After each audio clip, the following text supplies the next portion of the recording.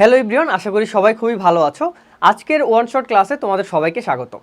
তো আজকে আমরা পদার্থবিজ্ঞানের অধ্যায় 3 বল নিয়ে আলোচনা করব। আমরা দেখার চেষ্টা করব এই বল থেকে কতে কী ধরনের প্রশ্ন আসে, খতে কী ধরনের প্রশ্ন আসে, গ এবং ঘতে কী ধরনের প্রশ্ন আসে এবং সেগুলোর সমাধান। তো একটা অধ্যায় প্রপারলি কিভাবে শেষ করা উচিত আশা করি সাইদের ভিডিও দেখে তোমরা শিখে নিয়েছো, এবং আমাদের ওয়ান শট ক্লাসগুলো কিভাবে করলে তুমি সর্বোচ্চ আউটপুটটা পাবা সেটাও সাইদের ভিডিও থেকে তোমরা জেনে নিয়েছো। তো চলো আমরা শুরু করি আমাদের পদার্থর তৃতীয় অধ্যায় বল। শুরুতেই আমরা ক এর জন্য যে প্রশ্নগুলো আমাদের এই অধ্যায় থেকে এসে থাকে, অর্থাৎ বিগত বছরগুলোতে এসেছে এবং বিভিন্ন সেরা কলেজ পরীক্ষাতেও এসেছে সেই প্রশ্নগুলো অ্যাকচুয়ালি।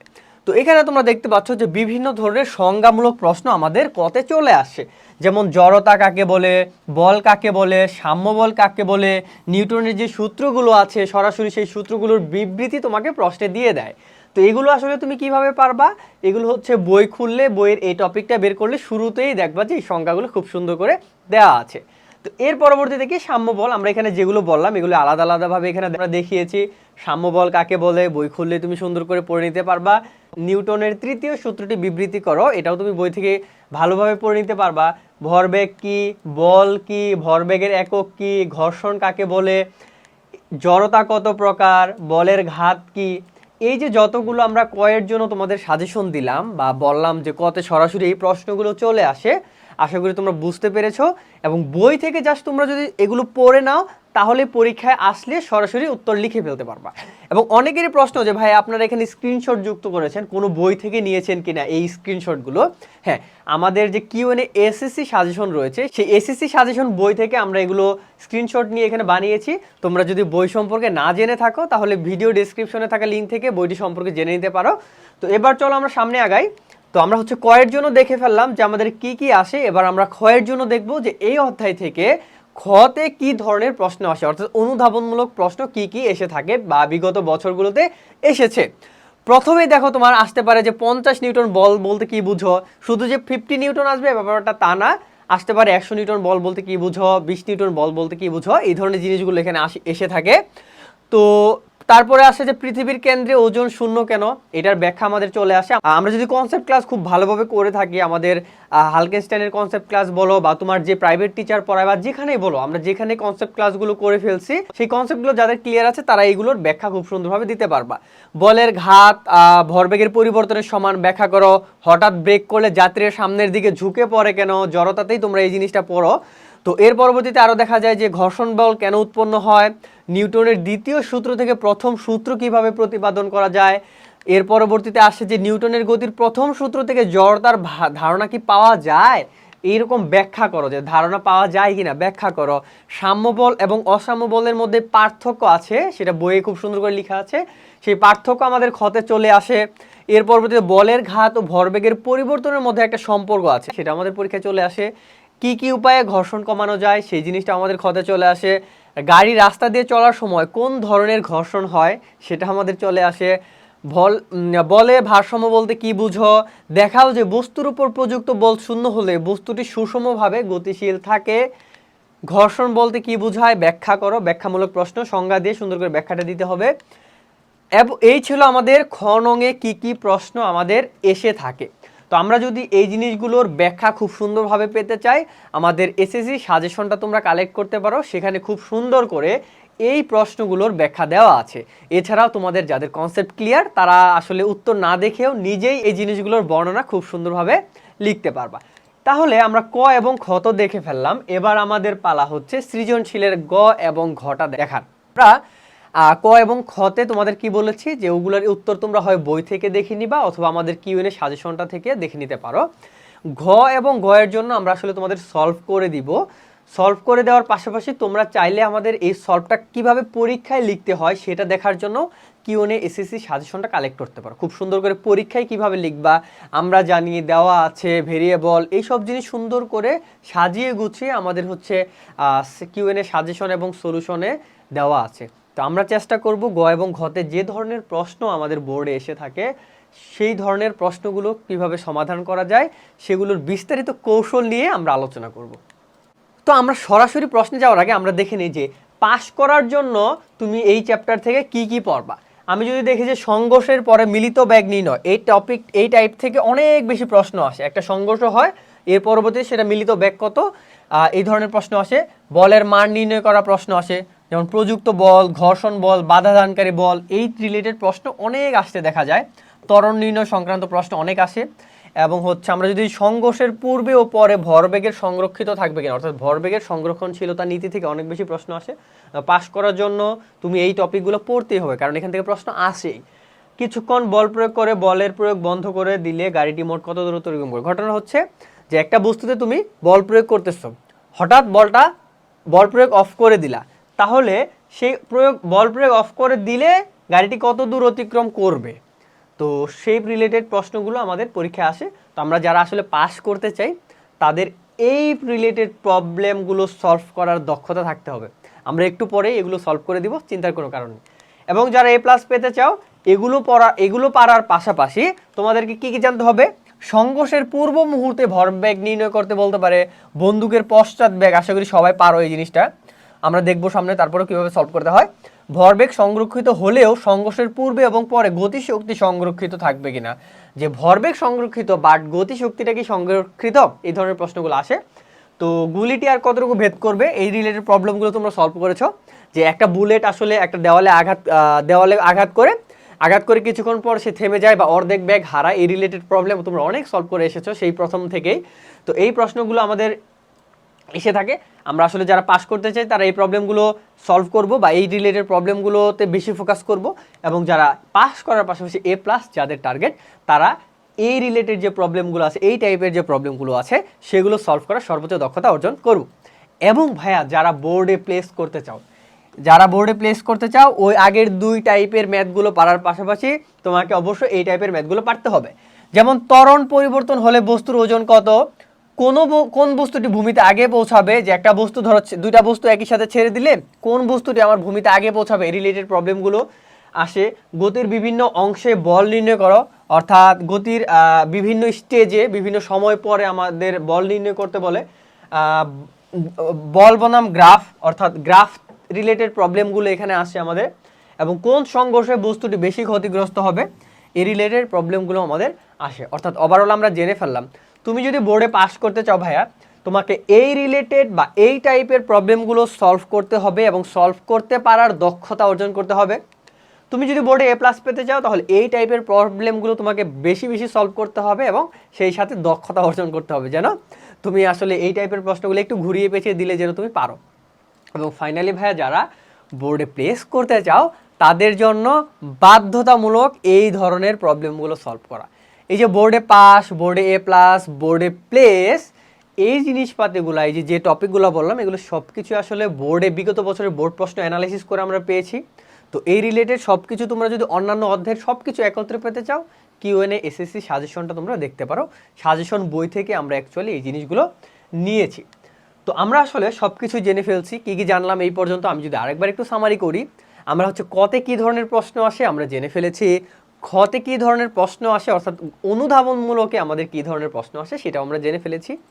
এবং আমরা জেনে ফেলেছি একটু সাজেশন, যে বোর্ডে পাস করতে গেলে আমাকে কী কী পড়তে হবে, কোন টপিকগুলো পড়তে হবে, কোন টাইপের ম্যাথ করতে হবে। বোর্ডে A+ পেতে গেলে আমাকে কী করতে হবে, কী পড়তে হবে। আমি যদি বোর্ডে প্লেস করতে চাই, তাহলে আমাকে কী পড়তে হবে, 3টা জিনিস আমরা জেনে ফেলেছি। এবার আমাদের পালা হচ্ছে ভাইয়া সৃজনশীল সলভ করা। আমরা এখন কি করব ভাইয়া, টাইপ ওয়াইজ সৃজনশীল সলভ করবো। একটু আগে আমরা যে বোর্ডে A+, বোর্ডে পাস, বোর্ডে হচ্ছে প্লেস, এই যে রিলেটেড টাইপ দেখলাম, এই টাইপগুলো আমরা খুব সুন্দর করে এখন তোমাদের সলভ করে দেব। পুরো গ এবং ঘ এর ম্যাথমেটিক্যাল পার্টকে আমরা 3টি টাইপে সাজিয়েছি। প্রথম টাইপটা তোমরা দেখতে পাচ্ছ বল, দ্বিতীয় টাইপটা হচ্ছে ঘর্ষণ সম্পর্কিত, এবং থার্ড টাইপটা আমাদের হচ্ছে ভরবেগের সংরক্ষণশীলতা নীতি সম্পর্কিত।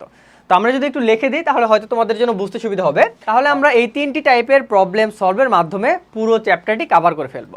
প্রথমে দেখবো আমরা বল সম্পর্কিত যে সৃজনশীলগুলো আছে সেগুলো, দ্বিতীয়ত আমরা দেখব ঘর্ষণ রিলেটেড যত সৃজনশীল আছে সেগুলো, এবং তৃতীয়ত আমরা দেখব যে ভরবেগের সংরক্ষণশীলতা নীতি রিলেটেড যে বোর্ড প্রশ্নগুলো আছে সেগুলো দেখব, এবং সেগুলো কিভাবে সমাধান করতে হয় সেই কৌশলগুলো আমরা আলোচনা করব। তো শুরু করি আমরা বল নির্ণয় সংক্রান্ত। তো বল নির্ণয় সংক্রান্ত এই জিনিসটা তোমাকে পারতে হলে গতির একটু কনসেপ্ট তোমার মাথায় রাখতে হবে। একটু না, অ্যাকচুয়ালি পুরোপুরি রাখতে হবে। কনসেপ্ট তোমাদের সবারই জানা, তবুও আমি আমার মতো করে একটু ব্যাখ্যা করার চেষ্টা করছি। তো প্রশ্নে গতি রিলেটেড যে কোনো কিছুই তোমাকে বলা থাকুক না কেন, তুমি সেটাকে একটা সরলরেখা আকারে চিন্তা করবা। প্রশ্নে যত ধরনের ডাটা দেওয়া থাকবে সেই ডাটা তুমি একটি সরলরেখায় প্রেজেন্ট করবা। কেমন? ধরো প্রশ্নে বলা আছে যে একটি গাড়ি স্থির অবস্থায় ছিল, তার মানে তার আদি বেগ ছিল 0। তো গাড়িটি একটি নির্দিষ্ট সময় পর এখানে গেল, ধরলাম সে এই অবস্থায় ছিল। বর্ণনামূলক প্রশ্ন কিভাবে আমি সরলরেখায় প্রেজেন্ট করতেছি দেখো। বলছে যে একটি গাড়ি আদি অবস্থায় ছিল, যার আদি বেগ ছিল 0। এ থেকে সে রওনা দিয়ে বি পর্যন্ত গেল। তো বিতে গিয়ে তার বেগ হইল ভি বা শেষ বেগ। তো এ থেকে বিতে যেতে তার সময় লাগছে হচ্ছে টি সেকেন্ড, এবং এ থেকে বি পর্যন্ত সে কত দূরত্ব অতিক্রম করেছে সেটা ধরলাম আমরা এস। এবং এ থেকে বিতে যেতে সে কতটুকু ত্বরণ প্রাপ্ত হয়েছে সেটা যদি আমরা বলি এ। তো এই যে আমি মুখে যা যা বললাম সেগুলো একটি সরল রেখায় উপস্থাপন করে দেখিয়েছি। এই কাজটুকুই তোমরা করবা। তাহলে গতির যে 4টা সূত্র রয়েছে যেগুলো আমাদের সামনে আসবে বলের ম্যাথ করতে গেলে, সেগুলো অনেক সহজ হয়ে যাবে। আমি যদি আবার বলি যে তোমাকে যাই বলা থাকুক না কেন, একটা গাড়ি যাচ্ছে বা একটা বস্তুকে কেউ একজন টেনে নিয়ে যাচ্ছে বা কেউ একজন এসে ধাক্কা মারলো, যে গতি রিলেটেড যাই বলা থাকুক না কেন, তুমি সেই বস্তুটার শুরু নিবা, শেষ নিবা। শুরুতে থাকবে আদি বেগ, সেটা 0 থাকতে পারে বা কিছু থাকতেও পারে। শেষে থাকবে শেষ বেগ। এর মাঝখানে যে এখান থেকে এখানে যেতে তার সময় লেগেছে টি সেকেন্ড। এখান থেকে এখানে সে কতটুকু দূরত্ব অতিক্রম করেছে, এস দূরত্ব অতিক্রম করেছে। এবং এখান থেকে এখানে যেতে তার কত ত্বরণ প্রাপ্ত হয়েছে, এ ত্বরণ প্রাপ্ত হয়েছে। এতটুকু যদি তোমরা বুঝতে পারো তাহলে আশা করি সামনের ম্যাথগুলো তোমাদের সহজ হয়ে যাবে। এবং ধরো তোমাকে যদি আমি যে কোনো পয়েন্টের কথা বলি, যে কোনো 2টা পয়েন্টে আমরা হচ্ছে এই জিনিসগুলো আমরা বর্ণনা করব। এর মাঝের যে কোনো 2টা পয়েন্টে যদি আমরা এই 4টা জিনিস বর্ণনা করতে চাই তাহলে কিভাবে করব দেখো। তো এখানে আমরা নিয়ে নিব সি এবং ডি। তো আমরা আলাদা করে যদি সি এবং ডি এখানে নেই, একইভাবে তুমি কি করবা, এই পয়েন্টের যে ব্যাগ সেটা আমাদের আদি ব্যাগ হিসেবে কাজ করবে, এই পয়েন্টের ব্যাগটা শেষ ব্যাগ হিসেবে কাজ করবে। এই সি থেকে ডিতে যেতে যত সময় লাগবে সেটা আমাদের টি হিসেবে কাজ করবে, যত দূরত্ব সেটা এস হিসেবে কাজ করবে। সি থেকে ডিতে যেতে যত ত্বরণ প্রাপ্ত হবে সেটা আমাদের এ হিসেবে কাজ করবে। যে কোনো 2টা পয়েন্ট নিলেই কিন্তু তুমি এই জিনিসগুলো একটা সরল রেখায় বর্ণনা করতে পারবা। তো আশা করি বুঝতে পেরেছো। আরও কিছু বেসিক তোমাদের জানতে হবে যেটা আমাদের কাজে লাগবে, সেটা হচ্ছে যে কিলোমিটার পার আওয়ার থেকে কিভাবে আমরা মিটার পার আওয়ারে কনভার্ট করব। এই জিনিসটা আমাদের জানতে হবে, এটা আমাদের সামনে কাজে লাগবে। যেমন ধরো আমি যদি বলি যে 50 কিলোমিটার পার আওয়ার, এটাকে আমরা মিটার পার সেকেন্ডে নিতে চাই। তুমি দেখো ভাইয়া যে 50 কিলোমিটার তার মানে এখানে কি রয়েছে, যে 50 কিলোমিটার রয়েছে এবং 1 ঘন্টা রয়েছে। তো ঘন্টাটা যেহেতু ইনভার্স তার মানে নিচে আছে, ব্যাপারটা হচ্ছে এরকম যে 50 কিলোমিটার ডিভাইডেড বাই 1 আওয়ার, এরকম অবস্থায় আছে অ্যাকচুয়ালি। এটাকে সহজভাবে এইভাবে শর্টে লেখা যায়, তোমরা জানো আশা করে। তো আমি কি করব, মিটার পার সেকেন্ডে নিব, মানে কিলোমিটারকে তুমি মিটারে নিবা, তাহলে 50 ইন্টু কত 1000, মানে কিলোমিটারকে আমি মিটারে নিয়ে নিলাম। এবং নিচে আমার 1 ঘন্টাকে আমি সেকেন্ডে নিয়ে নেব, 1 ঘন্টা সমান 3600 সেকেন্ড। তাহলে আমার ঘন্টা ছিল, ঘন্টাকে আমি সেকেন্ডে নিয়ে নিছি। আমার 50 কিলোমিটার ছিল, কিলোমিটারকে আমি মিটারে নিয়ে নিছি। এটাকে ক্যালকুলেশন করলে তুমি যা পাবা অ্যাকচুয়ালি সেটাই হবে আমার মিটার পার সেকেন্ডের হিসাব। এটা কাটা যাবে, এটা কাটা যাবে, সুন্দর করে ক্যালকুলেট করবা। তো যা আসবে সেটাই আমাদের হচ্ছে 50 কিলোমিটার পার আওয়ারের মিটার পার সেকেন্ডের রূপ। ওকে, তো এই জিনিসটা এইভাবে না করে তোমরা সরাসরি হচ্ছে এই লাইনটি স্কিপ করে এই লাইন থেকে শুরু করতে পারো, যে 50 ইন্টু কিলোমিটারের জন্য আমি উপরে 1000 দিয়ে গুণ দিলাম, নিচে আমাদের যেহেতু ঘন্টা আছে নিচে ঘন্টার বদলে আমরা 3600 সেকেন্ড নিলাম। তো এইভাবে আমরা কিলোমিটার পার আওয়ার থেকে মিটার পার আওয়ারে নিতে পারি। আবার আরেকটা ব্যাপার আছে, অনেক সময় হচ্ছে আমাদের প্রশ্নে গ্রাম দেওয়া থাকবে, ধরো হচ্ছে 50 গ্রাম দেওয়া থাকলো, আমাদের সেটাকে কিসে নিতে হবে, গ্রামকে আমাদের কেজিতে নিয়ে হিসাব করতে হয়। তো সেই ক্ষেত্রে আমরা 50কে কত দিয়ে গুণ দিলে গ্রাম হবে, 10 টু দি পাওয়ার -3 দিলে সেটা আমাদের কেজিতে কনভার্ট হয়ে যাবে। 50 গ্রামকে আমরা যদি 1000 দিয়ে ভাগ দেই তাহলে সেটা কেজিতে হয়ে যাবে, ভাগ মানে 10 টু দি পাওয়ার -3, নিচে 1000 দেওয়া আর উপরে এইভাবে সূচক আকারে লেখা, একই কথা।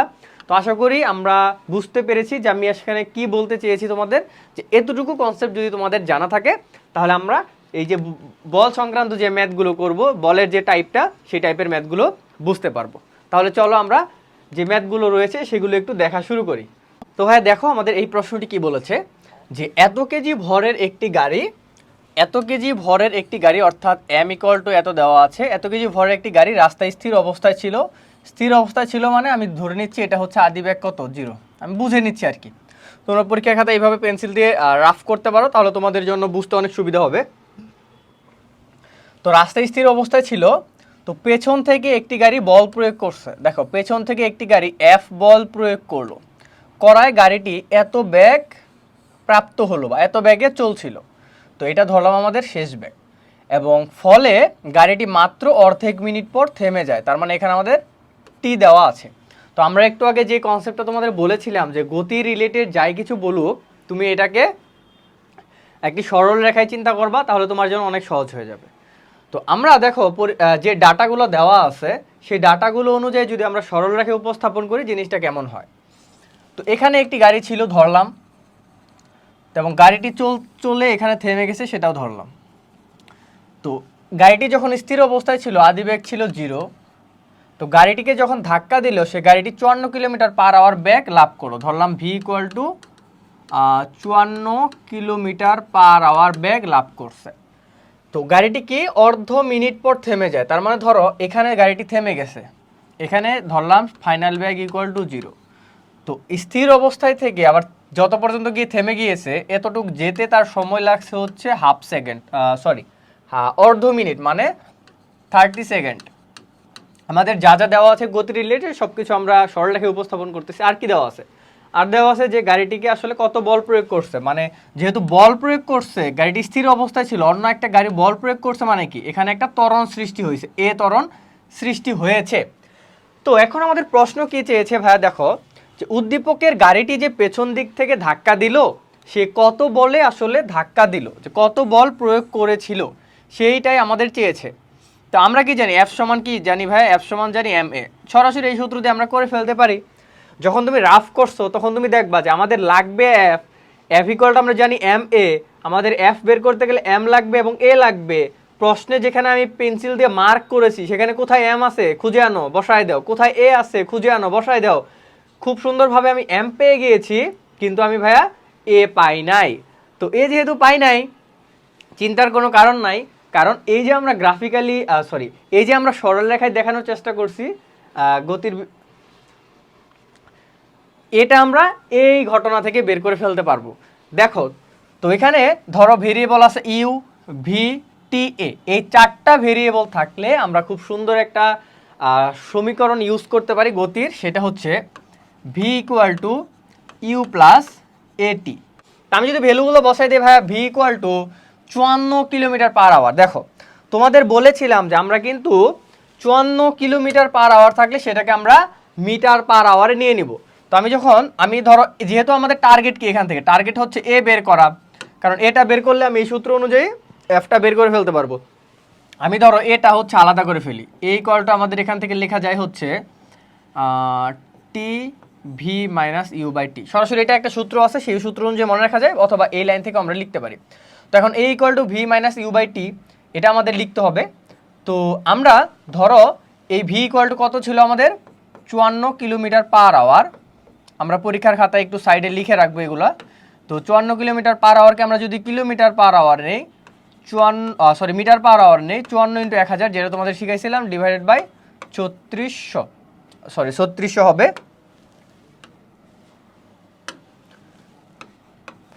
এটা যদি আমরা ক্যালকুলেশন করি তাহলে কত পাই একটু দেখি।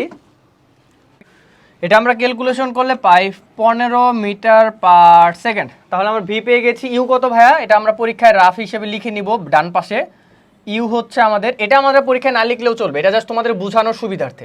অনেকে তোমরা যখন প্রো হয়ে যাবা ম্যাথ করতে করতে, জাস্ট এই লাইনগুলো থেকে, অর্থাৎ তুমি যখন প্রশ্নে দাগাবা, প্রশ্নে ভেরিয়েবলগুলো লিখে ফেলবা, সেখান থেকে তুমি এই জিনিসটা বের করে ফেলতে পারবা বা উত্তর করে ফেলতে পারবা, বুঝে ফেলবা যে এ লাগবে। এই জিনিসটা না লিখলেও চলবে। যখন তুমি একদমই বুঝবা না, ম্যাথটা বুঝতে সমস্যা হবে, তখন তুমি সরল রেখায় জিনিসটা দেখানোর চেষ্টা করবা। তো ইউ আমাদের 0 ছিল, আর আমাদের টি কত ছিল ভাইয়া, টি ছিল হচ্ছে 30 সেকেন্ড। যেহেতু অর্ধ মিনিট বলছে, টি হচ্ছে 30 সেকেন্ড।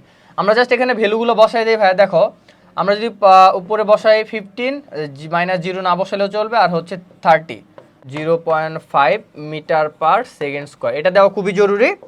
এককটা তোমাদের দিতে হবে মাস্ট, এককটা। তাহলে আমরা ফাইনালি এ ইকুয়াল টু কত পেয়ে গেলাম? এ ইকুয়াল টু আমরা পেয়ে গেলাম হচ্ছে 0.5 মিটার পার সেকেন্ড স্কোয়ার। এ যখন পেয়ে গিয়েছি তোমার কি লাগবে? আমাদের কি বলছে যে উদ্দীপকের গাড়িটি পেছন থেকে কত বল প্রয়োগ করেছিল। তাহলে অতএব আমরা লিখতে পারবো যে F equal to M A. M কত ছিল আমাদের? এত গ্রাম। দেখো এখানে তুমি হচ্ছে এম ইকুয়াল টু যা দেওয়া ছিল এটাকে ছিল হচ্ছে 10⁵ গ্রাম। 10⁵কে আমরা 10⁻³ দিয়ে গুণ দিলে আমরা কি পাবো? এটা কেজিতে পাবো। অ্যাকচুয়ালি এটা হচ্ছে 5 আর 3 কেটে কেটে হয়ে যাবে কত? 2 হয়ে যাবে, অর্থাৎ 10⁻² কেজি। খুব সুন্দর, এটা ওই পাশে লিখে নিছি। তার মানে আমাদের লিখতে পারবো 10⁻² ইন্টু হাফ, সরাসরি হাফ লিখে দিলাম। তাহলে হচ্ছে 50 নিউটন, অথবা এটা হচ্ছে 10 স্কোয়ার মানে 100, মুখে হিসাব করা যায় অ্যাকচুয়ালি। এটা হচ্ছে 100/2, তাহলে 50 নিউটন। তো ফাইনালি আমাদের আনসারটা হচ্ছে 50 নিউটন। অর্থাৎ এই যে স্থির অবস্থায় যে গাড়িটি ছিল, এই গাড়িটিকে আরেকটি গাড়ি যে ধাক্কা দিছে, সে কত বলে ধাক্কা দিয়েছিল? 50 নিউটন বলে ধাক্কা দিয়েছিল। পুরো জিনিসটা আমি আরেকবার একটু সামারি করি তোমাদের, যে আমাদের প্রশ্ন যা ছিল সেটা পরে পরে আমরা লিখে ফেলেছিলাম যে আমাদের এম দেওয়া আছে, গাড়িটি স্থির অবস্থায় ছিল মানে ইউ ইকুয়াল টু 0 বুঝতে পেরেছিলাম। পেছন থেকে গাড়িটি এফ বল প্রয়োগ করে গাড়িটিকে এত বেগে প্রাপ্ত করেছিল, সেটা আমরা ভি ইকুয়াল টু লিখে ফেলেছিলাম। এবং কত সময় পর গাড়িটি থেমে যায়? টি সময় পর গাড়িটি থেমে যায়, টি সময় পর গাড়িটি থেমে যায়। অর্থাৎ গাড়িটিকে বল প্রয়োগ করার ফলে যতটা ত্বরণ হয়েছে সেই ত্বরণ নিয়ে সে আগাচ্ছিল এবং আস্তে আস্তে সে থেমে গেছে। এখন এতটুকু আমরা বুঝলাম প্রশ্ন পড়ে। প্রশ্নে আমার গ নাম্বারে চেয়েছে যে উদ্দীপকের গাড়িটিকে পেছনের গাড়িটি কত বল প্রয়োগ করেছিল। আমরা সরাসরি লিখে ফেলবো, যা চাইছে সেটার যদি সরাসরি ডিরেক্ট কোনো সূত্র থাকে আমরা লিখে ফেলবো, এবং লিখে ফেলছি যে এফ ইকুয়াল টু এম এ দিয়ে আমরা এটা বের করতে পারি, এই বলটা যে কত বলে ধাক্কা দিয়েছিল। তখন আমরা দেখলাম যে আমাদের প্রশ্নে কি এম দেওয়া আছে ভাইয়া? হ্যাঁ, প্রশ্নে এম দেওয়া আছে, আমরা খুব খুশি। প্রশ্নে এটা দেওয়া থাকলেও আমরা অনেক খুশি হইতাম। যেহেতু এ দেওয়া নাই, আমরা কি করেছি, এটা যেহেতু গতির জিনিসপাতি বর্ণনা করছে, তো গতির সূত্র দিয়ে আমরা এটা বের করে ফেলছি। এবং এটা কেন এই সূত্র ইউজ করলাম তোমরা বুঝতে পেরেছো, যে এখানে যে 4টা ভেরিয়েবল আমাদের জানা, সেই 4টা দিয়ে আমরা একমাত্র এই সমীকরণটা ইউজ করতে পারি, তাহলে আমাদের জন্য সুবিধা হয়। তো তখন আমরা এটা বের করে ফেললাম। এখন এটা বের করতে গিয়ে আমাদের এখানে বলেছিলাম যে 54 কিলোমিটার পার আওয়ারকে আমরা মিটার পার সেকেন্ডে নেব। আশা করি তোমরা বুঝতে পেরেছো। অর্ধ মিনিট বলে 30 সেকেন্ড, এবং ভর যেটা ছিল আমাদের গ্রামে, সেটাকে আমরা কেজিতে নিয়ে নিয়েছি। তখন আমরা এটা এই ডাটাগুলো ব্যবহার করে এ বের করেছি, এবং এফ ইকুয়াল টু এম এর সূত্র অনুযায়ী আমরা এম বসাইছি, এবং এটা আগে যেটা বের করলাম সেটা বসাইছি। বসানোর পরে 50 পেয়ে গেছি। আশা করি খুব সুন্দরভাবে তোমরা এই ম্যাথগুলো বুঝতে পেরেছো। এইগুলো এইভাবে বোঝানোর মানে হচ্ছে নতুন কোনো একটা প্রশ্ন যদি তোমাদের আসে, তোমরা কীভাবে চিন্তা করবা সেটা শেখানো। প্রশ্নে দাগাবা, সেটার একটা গ্রাফিকে, সেটার একটা চিত্রে বর্ণনা দেওয়ার চেষ্টা করবা। যদি কঠিন মনে হয় তখন চিন্তা করবা যা চেয়েছে সেটা প্রশ্নে আছে, প্রশ্নে আসে থাকলে বসায় দাও, না থাকলে সেটা কিভাবে বের করা যায় বাকি ডাটাগুলো দিয়ে, সেটা আমি চিন্তা করব। তো এখন আমরা নেক্সট ম্যাথে চলে যাই, যে পরের প্রশ্নটা, উদ্দীপকের সাহায্যে নিউটনের গতির প্রথম সূত্র অর্জন করা যায় কিনা। উদ্দীপকে যে ঘটনাগুলো আমাকে বলছে সেই ঘটনাগুলো ব্যবহার করে আমি কি নিউটনের গতির প্রথম সূত্রটা অর্জন করতে পারবো কিনা। তো এটার জন্য তোমাকে জানতে হবে নিউটনের গতির প্রথম সূত্রটা আসলে কি ছিল। নিউটনের গতির প্রথম সূত্রটা ছিল যে বাহ্যিক কোনো বল প্রয়োগ না করলে স্থির বস্তু স্থির থাকবে এবং গতিশীল বস্তু চিরকাল সমদ্রুতিতে চলতে থাকবে। তো আমরা যদি দেখো এই যে বস্তুটা, আমাদের যে গাড়িটা স্থির অবস্থায় ছিল, একে যদি আমরা বল প্রয়োগ না করতাম, সে কি চিরকাল স্থিরই থাকতো। আমরা যদি এটা প্রমাণ করতে পারি এই ডাটাগুলো ব্যবহার করে, তাহলে আমাদের এটা আমরা বলতে পারবো যে হ্যাঁ, এই জিনিসপাতি, এই ঘটনাটা আসলে নিউটনের গতির প্রথম সূত্র অর্জন করা যায় এই ঘটনাগুলোর মাধ্যমে। কি বললাম? আমরা জানি বাহ্যিক কোনো বল প্রয়োগ না করলে স্থির বস্তু স্থির থাকবে, গতিশীল বস্তু গতিশীল থাকবে। তো এই বস্তুটা যেহেতু স্থির ছিল, আমি যদি বাহ্যিক বল প্রয়োগ না করতাম, এই এফ ইকুয়াল টু যদি 0 হইতো, তখন আমাদের কি হইতো, এটার যে শেষ ব্যাগ একটা ছিল আমাদের, বা একটা ব্যাগ প্রাপ্ত হয়েছিল, সেই ব্যাগটা কি প্রাপ্ত হইতো না। আদি ব্যাগ যা ছিল শেষ ব্যাগটাও মানে তাই থাকতো, অর্থাৎ 0ই থাকতো। তাহলে আমরা এখন ঘটনাটা কিভাবে ব্যাখ্যা করব? আমরা বাহ্যিক বলটাকে 0 করে দেব। আমাদের যেহেতু সূত্রেই বলা আছে বাহ্যিক বল প্রয়োগ না করলে বস্তুটা যেমন ছিল তেমনই থাকবে। আমরা বলকে 0 ধরে দেখব বস্তু স্থির ছিল, তার ব্যাগটা, শেষ ব্যাগটাও স্থির থাকে কিনা বা 0 সমান হয় কিনা। তাহলে আমরা বুঝতে পারবো যে সে আগে যে অবস্থায় ছিল শেষ ব্যাগটাও যেহেতু 0, তার মানে আমাদের প্রথম সূত্রটা অর্জন হয়েছে। তো আমরা অ্যাকচুয়ালি আরেকটা স্লাইড নেই। দেখো আমরা অ্যাকচুয়ালি কি জানি, আমরা জানি হচ্ছে এফ সমান এম এ, এবং এ সমান আমরা আবার কি জানি ভাইয়া, এ সমান জানি হচ্ছে ভি মাইনাস ইউ বাই টি। তো আমি যদি এখন সুন্দর করে লিখি এই প্রথমটা এবং লাস্টটা, মাঝখানেরটা ধরো চিন্তা বাদ, প্রথমটা এবং লাস্টটা যদি একসাথে লিখি যে এফ সমান M into V minus U by T, এখান থেকে আমরা কি লিখতে পারি, আর যদি গুণ করো F T equal to M into V minus U. তো এই সূত্র দিয়ে আমরা আসলে প্রমাণ করব যে এই নিউটনের প্রথম সূত্র অর্জন করা যায় কিনা। আমি তোমাকে কি বলছি ভাই, এফ ইকুয়াল টু আমরা 0 করে নিব, যে আমরা বাহ্যিক কোনো বল প্রয়োগ না করবো না, বাহ্যিক বল প্রয়োগ না করে দেখব বস্তুর অবস্থা যা ছিল সেই অবস্থা আমরা পাচ্ছি কিনা। তো বাহ্যিক বল যদি প্রয়োগ না করি বা এফ ইকুয়াল টু 0 হয়, এই পাশের টার্মটা হয়ে যাবে 0। এম আমাদের কত ছিল দেখো তো, এম আমাদের ছিল হচ্ছে 10 স্কোয়ার মানে 100 কেজি, আর হচ্ছে ভি মাইনাস ইউটা আমরা আপাতত এইভাবেই রাখলাম। তো এখান থেকে আমরা কি লিখতে পারি, এখান থেকে দেখো আমরা লিখতে পারি V minus U equal to 0, অতএব ভি ইকুয়াল টু ইউ। দেখো আমাদের কিন্তু মিলে গেছে। আমরা কি বলছিলাম, আমরা যদি বাহ্যিক বল প্রয়োগ না করি বা এফ ইকুয়াল টু আমরা 0 ধরে নেই, বাহ্যিক বল প্রয়োগ না করলে বস্তুটার অবস্থা কি আগের মতোই কিনা। আমরা দেখলাম যে বাহ্যিক বল যদি প্রয়োগ না করি, বাহ্যিক বলটা যদি আমাদের 0 হয়ে যায়, তাহলে আদি বেগ এবং শেষ বেগ একই, অর্থাৎ বস্তুর আদি অবস্থায় যা ছিল শেষ অবস্থায়ও সে তাই আছে। যেহেতু আমাদের আদি বেগ 0 ছিল, তাই এই জিনিসটা হয়ে যাবে কত, 0, আদি বেগ এবং শেষ বেগ 0। এর মানে বস্তুটা আমাদের প্রথম অবস্থায় কি ছিল, প্রথম অবস্থায় স্থির ছিল। আমরা যদি বাহ্যিক কোনো বল প্রয়োগ না করতাম, সে আমাদের স্থিরই থাকতো, যা আমাদের এই ইকুয়েশনটা বলে। তো এখান থেকে আমি লিখে দিতে পারবো যে হ্যাঁ, যে উদ্দীপকের সাহায্যে নিউটনের গতির প্রথম সূত্র অর্জন করা যায়। কারণ লিখবা যে কারণ নিউটনের প্রথম সূত্র বলে বাহ্যিক কোনো বল প্রয়োগ না করলে স্থির বস্তু স্থির থাকবে, গতিশীল বস্তু চিরকাল গতিশীলই থাকবে। তো এই অনুযায়ী, এই ইকুয়েশন অনুযায়ী সেটা আমরা কিন্তু সুন্দর করে ব্যাখ্যা দিতে পারি। আশা করি এই প্রশ্নটা তোমরা বুঝতে পেরেছো কিভাবে সলভ করলাম। এবার আমরা পরের প্রশ্নে চলে যাই। এটা খুব ভালো একটা প্রশ্ন, দেখো ভাইয়া, খুবই সুন্দর একটা প্রশ্ন। একটি ট্রাক চালক তার এত কেজি ভরের, আমি লিখে ফেলবো এখানে এম দেওয়া আছে, ট্রাকটি এত কেজি ভরের ট্রাকটি এত মিটার পার সেকেন্ড বেগে চালানো অবস্থায়, তার মানে আদি বেগ, এটা আদি বেগ, চালানো অবস্থায় 40 মিটার সামনে একটি বালককে দেখতে পেলেন, দেখে ব্রেক করলো, ফলে ট্রাকটি বালকের 1 মিটার সামনে এসে থেমে গেল।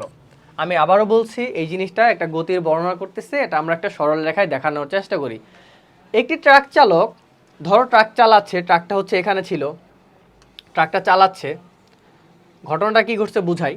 একটি ট্রাক চালক এত কেজি ভরের একটি ট্রাক, ধরো এম, এখানে আমাদের একটা ট্রাক আছে, আমি একটা ট্রাক আঁকানোর চেষ্টা করি, ধরো এটা একটা ট্রাক, ট্রাকের ভর হচ্ছে এম ইকুয়াল টু 1000 কেজি, এবং ট্রাকের আদি বেগ কত দেওয়া আছে ভাই, আদি বেগ হচ্ছে 60 মিটার পার সেকেন্ড। এত আদি বেগে একটি ট্রাক চলছিল, তো চালানো অবস্থায় তার সামনে ধরো 40 মিটার দূরে একটি বালক দেখতে পেল। ধরো এখান থেকে এতটুকু দূরত্ব হচ্ছে 40 মিটার, তো 40 মিটার দূরে সে একটি বালক দেখতে পেল। ধরো এখানে একটা বালক দাঁড়ায় আছে, তো 40 মিটার সামনে একটি বালক দেখতে পেলে, দেখার সাথে সাথে সে ব্রেক চাপলো। তো ব্রেক চাপলে সে 1 মিটার সামনে এসে থেমে গেল, অর্থাৎ গাড়িটির শেষ বেগ ধরলাম আমি, এখানে এসে 0 হয়েছে, এখানে শেষ বেগ ইকুয়াল টু 0 হয়েছে, মানে 1 মিটার সামনে এসে থামছে। বুঝতে পারছো? আমি আশা করি বুঝতে পেরেছো। আমি একটু এটা জিনিসটা লম্বা করে দিই, তাহলে আরো বুঝবা। দেখো আমরা একটু লম্বা করে দিলাম যে 40 মিটার পার সামনে একটা বালক ছিল, তো বালককে দেখে গাড়িটি ব্রেক করলো, ব্রেক করার ফলে সে কোথায় গিয়ে থামলো, বালকটির ঠিক 1 মিটার সামনে এসে থামলো। ধরলাম এতটুকু দূরত্ব হচ্ছে আমার 1 মিটার, তাহলে বাসটা থামছে কোথায়, সরি ট্রাকটা থামছে কোথায়, এখানে। তো যেখানে থামছে তার শেষ বেগ সেখানে কি হয়ে যাবে, 0 হয়ে যাবে। তো পুরো ঘটনাকে আমরা একটা সরল রেখায় উপস্থাপন করে ফেলছি। এখন আমাদের প্রশ্নে কি চাইছে, আমরা সেই অনুযায়ী কাজ করব।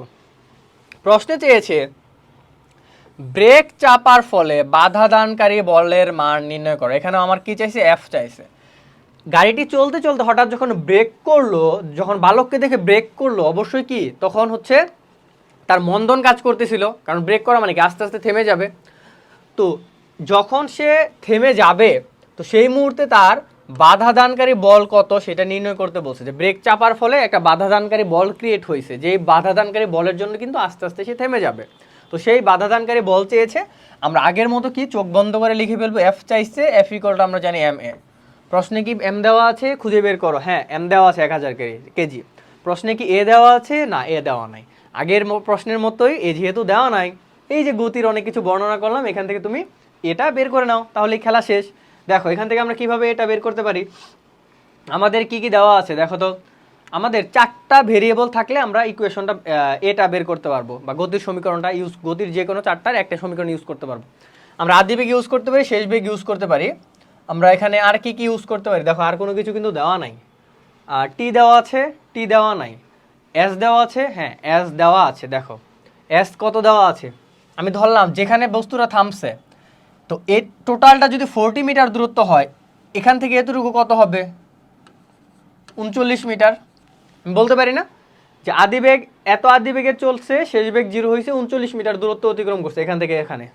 আমি কি বলতে পারি? বলতে পারি কিন্তু, কারণ সে 1 মিটার সামনে এসে থেমে গেছে। বালকটি ছিল 40 মিটার দূরত্বে, 1 মিটার সামনে এসে যেহেতু থামছে, মানে ব্যাগটা 0 হয়েছে, তাহলে আমি বলতে পারি এখান থেকে এতটুকু সে 39 মিটার অতিক্রম করেছে। তো এখন আমরা দেখো একটা ভেরিয়েবল, দুইটা ভেরিয়েবল, এস ইকুয়াল টু পাইছি এটা, আর 3টা ভেরিয়েবল এবং আরেকটা ভেরিয়েবল এ যেটা আমরা বের করব সেটা আমরাও পেয়ে গেছি। 4টা ভেরিয়েবল যেহেতু হয়ে গেছে, তাহলে আমরা গতির সমীকরণ এখানে ইউজ করতে পারি।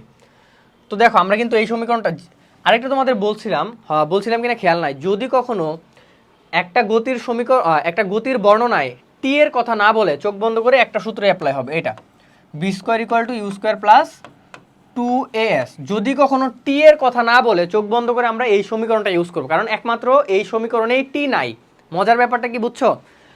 তো এরপর আমরা যদি মানগুলো বসাই দিই, এটা হবে 0, যেহেতু 0 ছিল, আদিবেগ হচ্ছে 8, তাহলে এখানে আমরা 60 স্কোয়ার লিখবো, প্লাস 2 ইন্টু এটা আমাদের বের করতে হবে, এসটা হচ্ছে 39।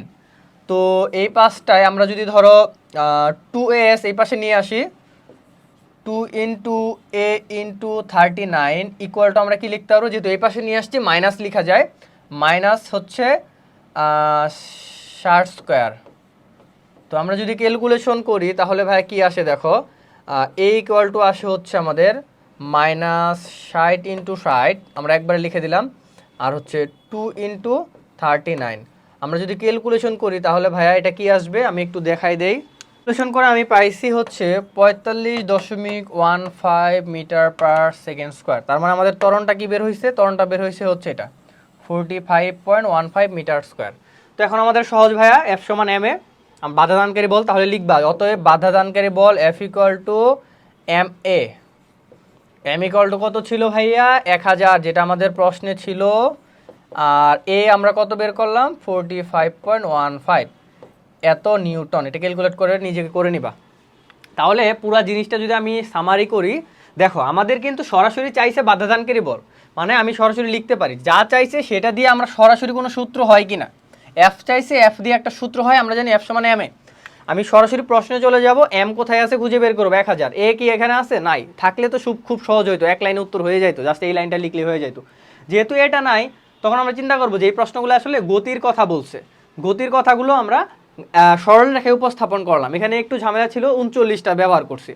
এটা কিভাবে করলাম, যে আমি দেখছি একটি গাড়ি 1000 কেজি ভরের একটি গাড়ি ইউ আদি বেগে 60 মিটার পার সেকেন্ড বেগে চলছিল, চলতে চলতে তার সামনে 40 মিটার দূরত্বে একটি বালক দেখতে পেলো, দেখতে পেয়ে সে ব্রেক চাপলো, ব্রেক চেপে সে বালকটির 1 মিটার সামনে এসে থেমে গেল। তাহলে এখান থেকে এতটুকু দূরত্ব যদি 40 হয় এবং এখান থেকে এতটুকু দূরত্ব যদি 1 মিটার হয়, তাহলে সে যেখানে থামছে আর এই আদিবেগ যেখানে ছিল, এখান থেকে এতটুকু পর্যন্ত দূরত্ব আমরা কি 39 মিটার ধরতে পারি না?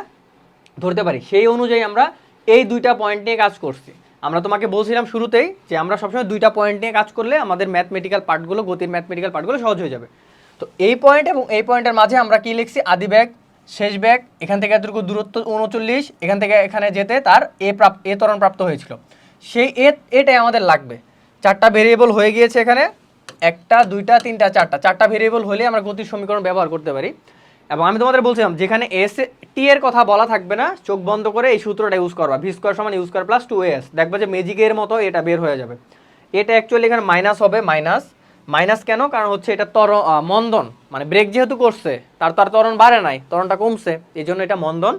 তো তাহলে আমরা বলতে পারি বাধাদানকারী বলের মান হচ্ছে এত। যখনই আমি বাধাদানকারী বলতেছি তখন আমি কিন্তু নেগেটিভ না দিলেও চলবে, মানে বাংলায় লিখে দিচ্ছ বাধাদানকারী, তাহলে নেগেটিভ তো দেওয়ার দরকার নাই, ওটা এমনিতে বোঝা যাচ্ছে বাধাদানকারী। ওকে, আশা করি পুরো জিনিসটা তোমরা বুঝতে পেরেছো। এবার আমরা পরের প্রশ্নটিতে চলে যাই। তো দেখো আমাদের পরের প্রশ্ন কি বলেছে, যে ট্রাকটি যদি 45 মিটার পার সেকেন্ড স্কোয়ার ত্বরণে থামে বা থামলে চালক বালকটিকে রক্ষা করতে পারতো, বিশ্লেষণ করো। ব্যাপারটা হয়েছে এরকম যে সে যেহেতু ব্রেক করে 1 মিটার সামনে এসে থেমেছে, প্রশ্নটা হচ্ছে এরকম যে সে যদি 45 মিটার পার সেকেন্ড স্কোয়ার ত্বরণে থামতো তাহলে বালকটিকে কি রক্ষা করতে পারতো? তো আমরা যদি এই 45 ত্বরণ দিয়ে এটার দূরত্ব হিসাব করি যে কত দূরত্ব গিয়ে থামছে, তো সেটা যদি আমরা দেখি যে 40 ক্রস করে ফেলছে, তাহলে বালকটি মারা যাবে, রক্ষা করতে পারবে না।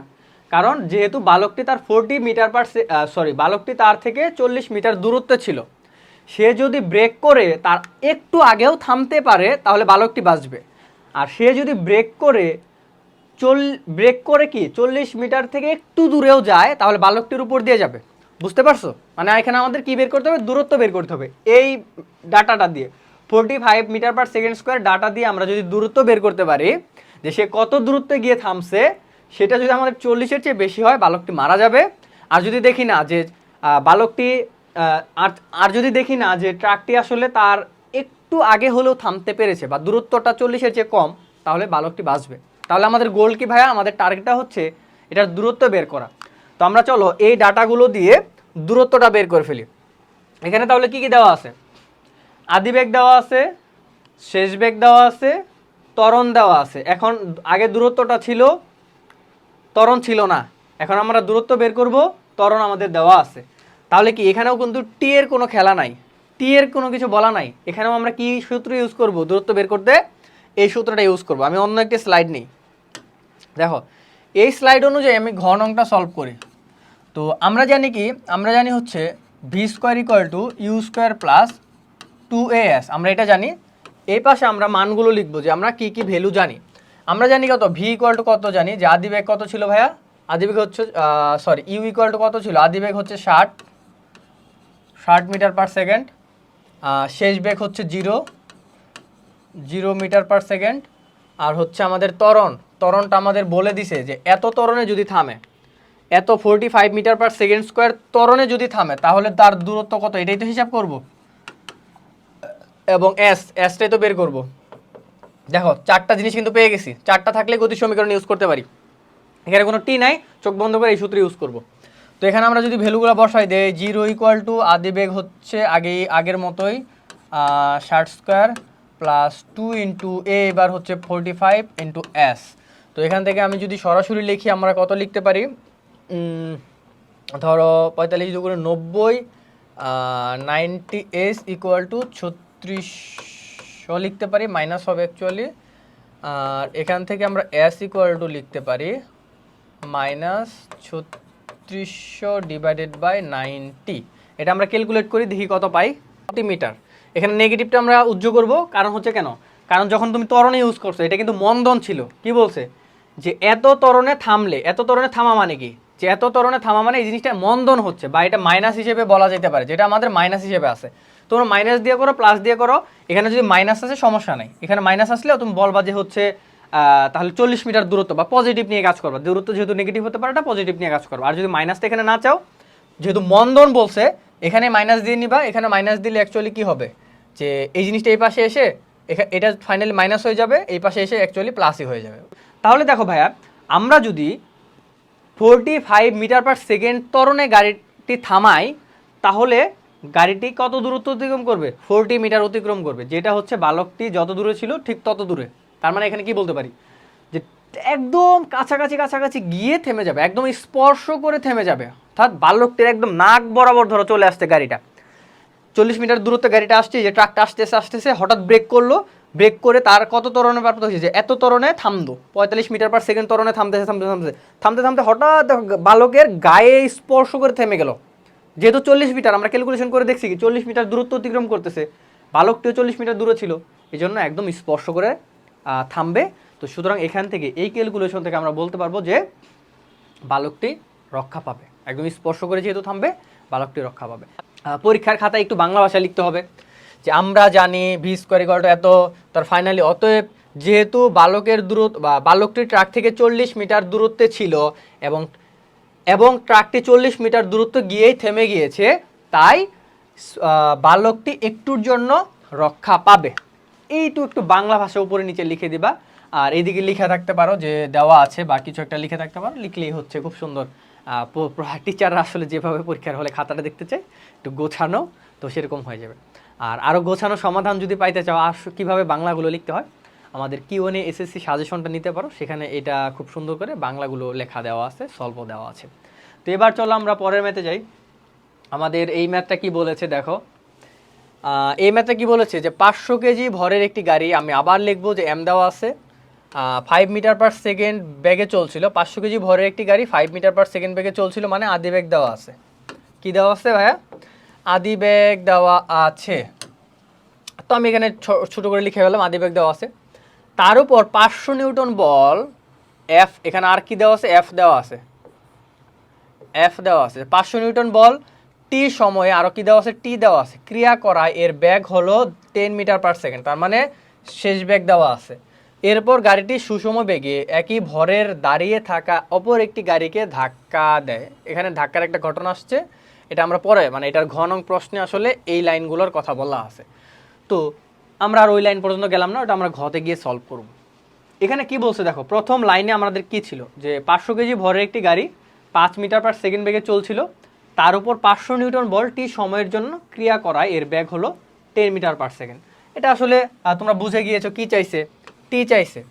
দেওয়া আছে যা যা, একটু আমরা লিখে ফেলি। আমরা আগে সরল লেখায় বর্ণনা করি জিনিসটা কি। আমাদের আদি বেগ ছিল কত? 5, ইউ ইকুয়াল টু ছিল আমাদের 5 মিটার পার সেকেন্ড, এবং হচ্ছে শেষ বেগ ধরে নিলাম, এখানে শেষ বেগ কত দেওয়া ছিল? 10 metre per second, 10 metre per second. এবং হচ্ছে টি সময়, টি সময়ের মধ্যে সে 500 নিউটন বল প্রয়োগ করছে, তার মানে এখানে হচ্ছে টি সময়। আর আমাদের এফ ইকুয়াল টু কত ছিল? যে 500 নিউটন বল প্রয়োগ করে, তাহলে টি কত?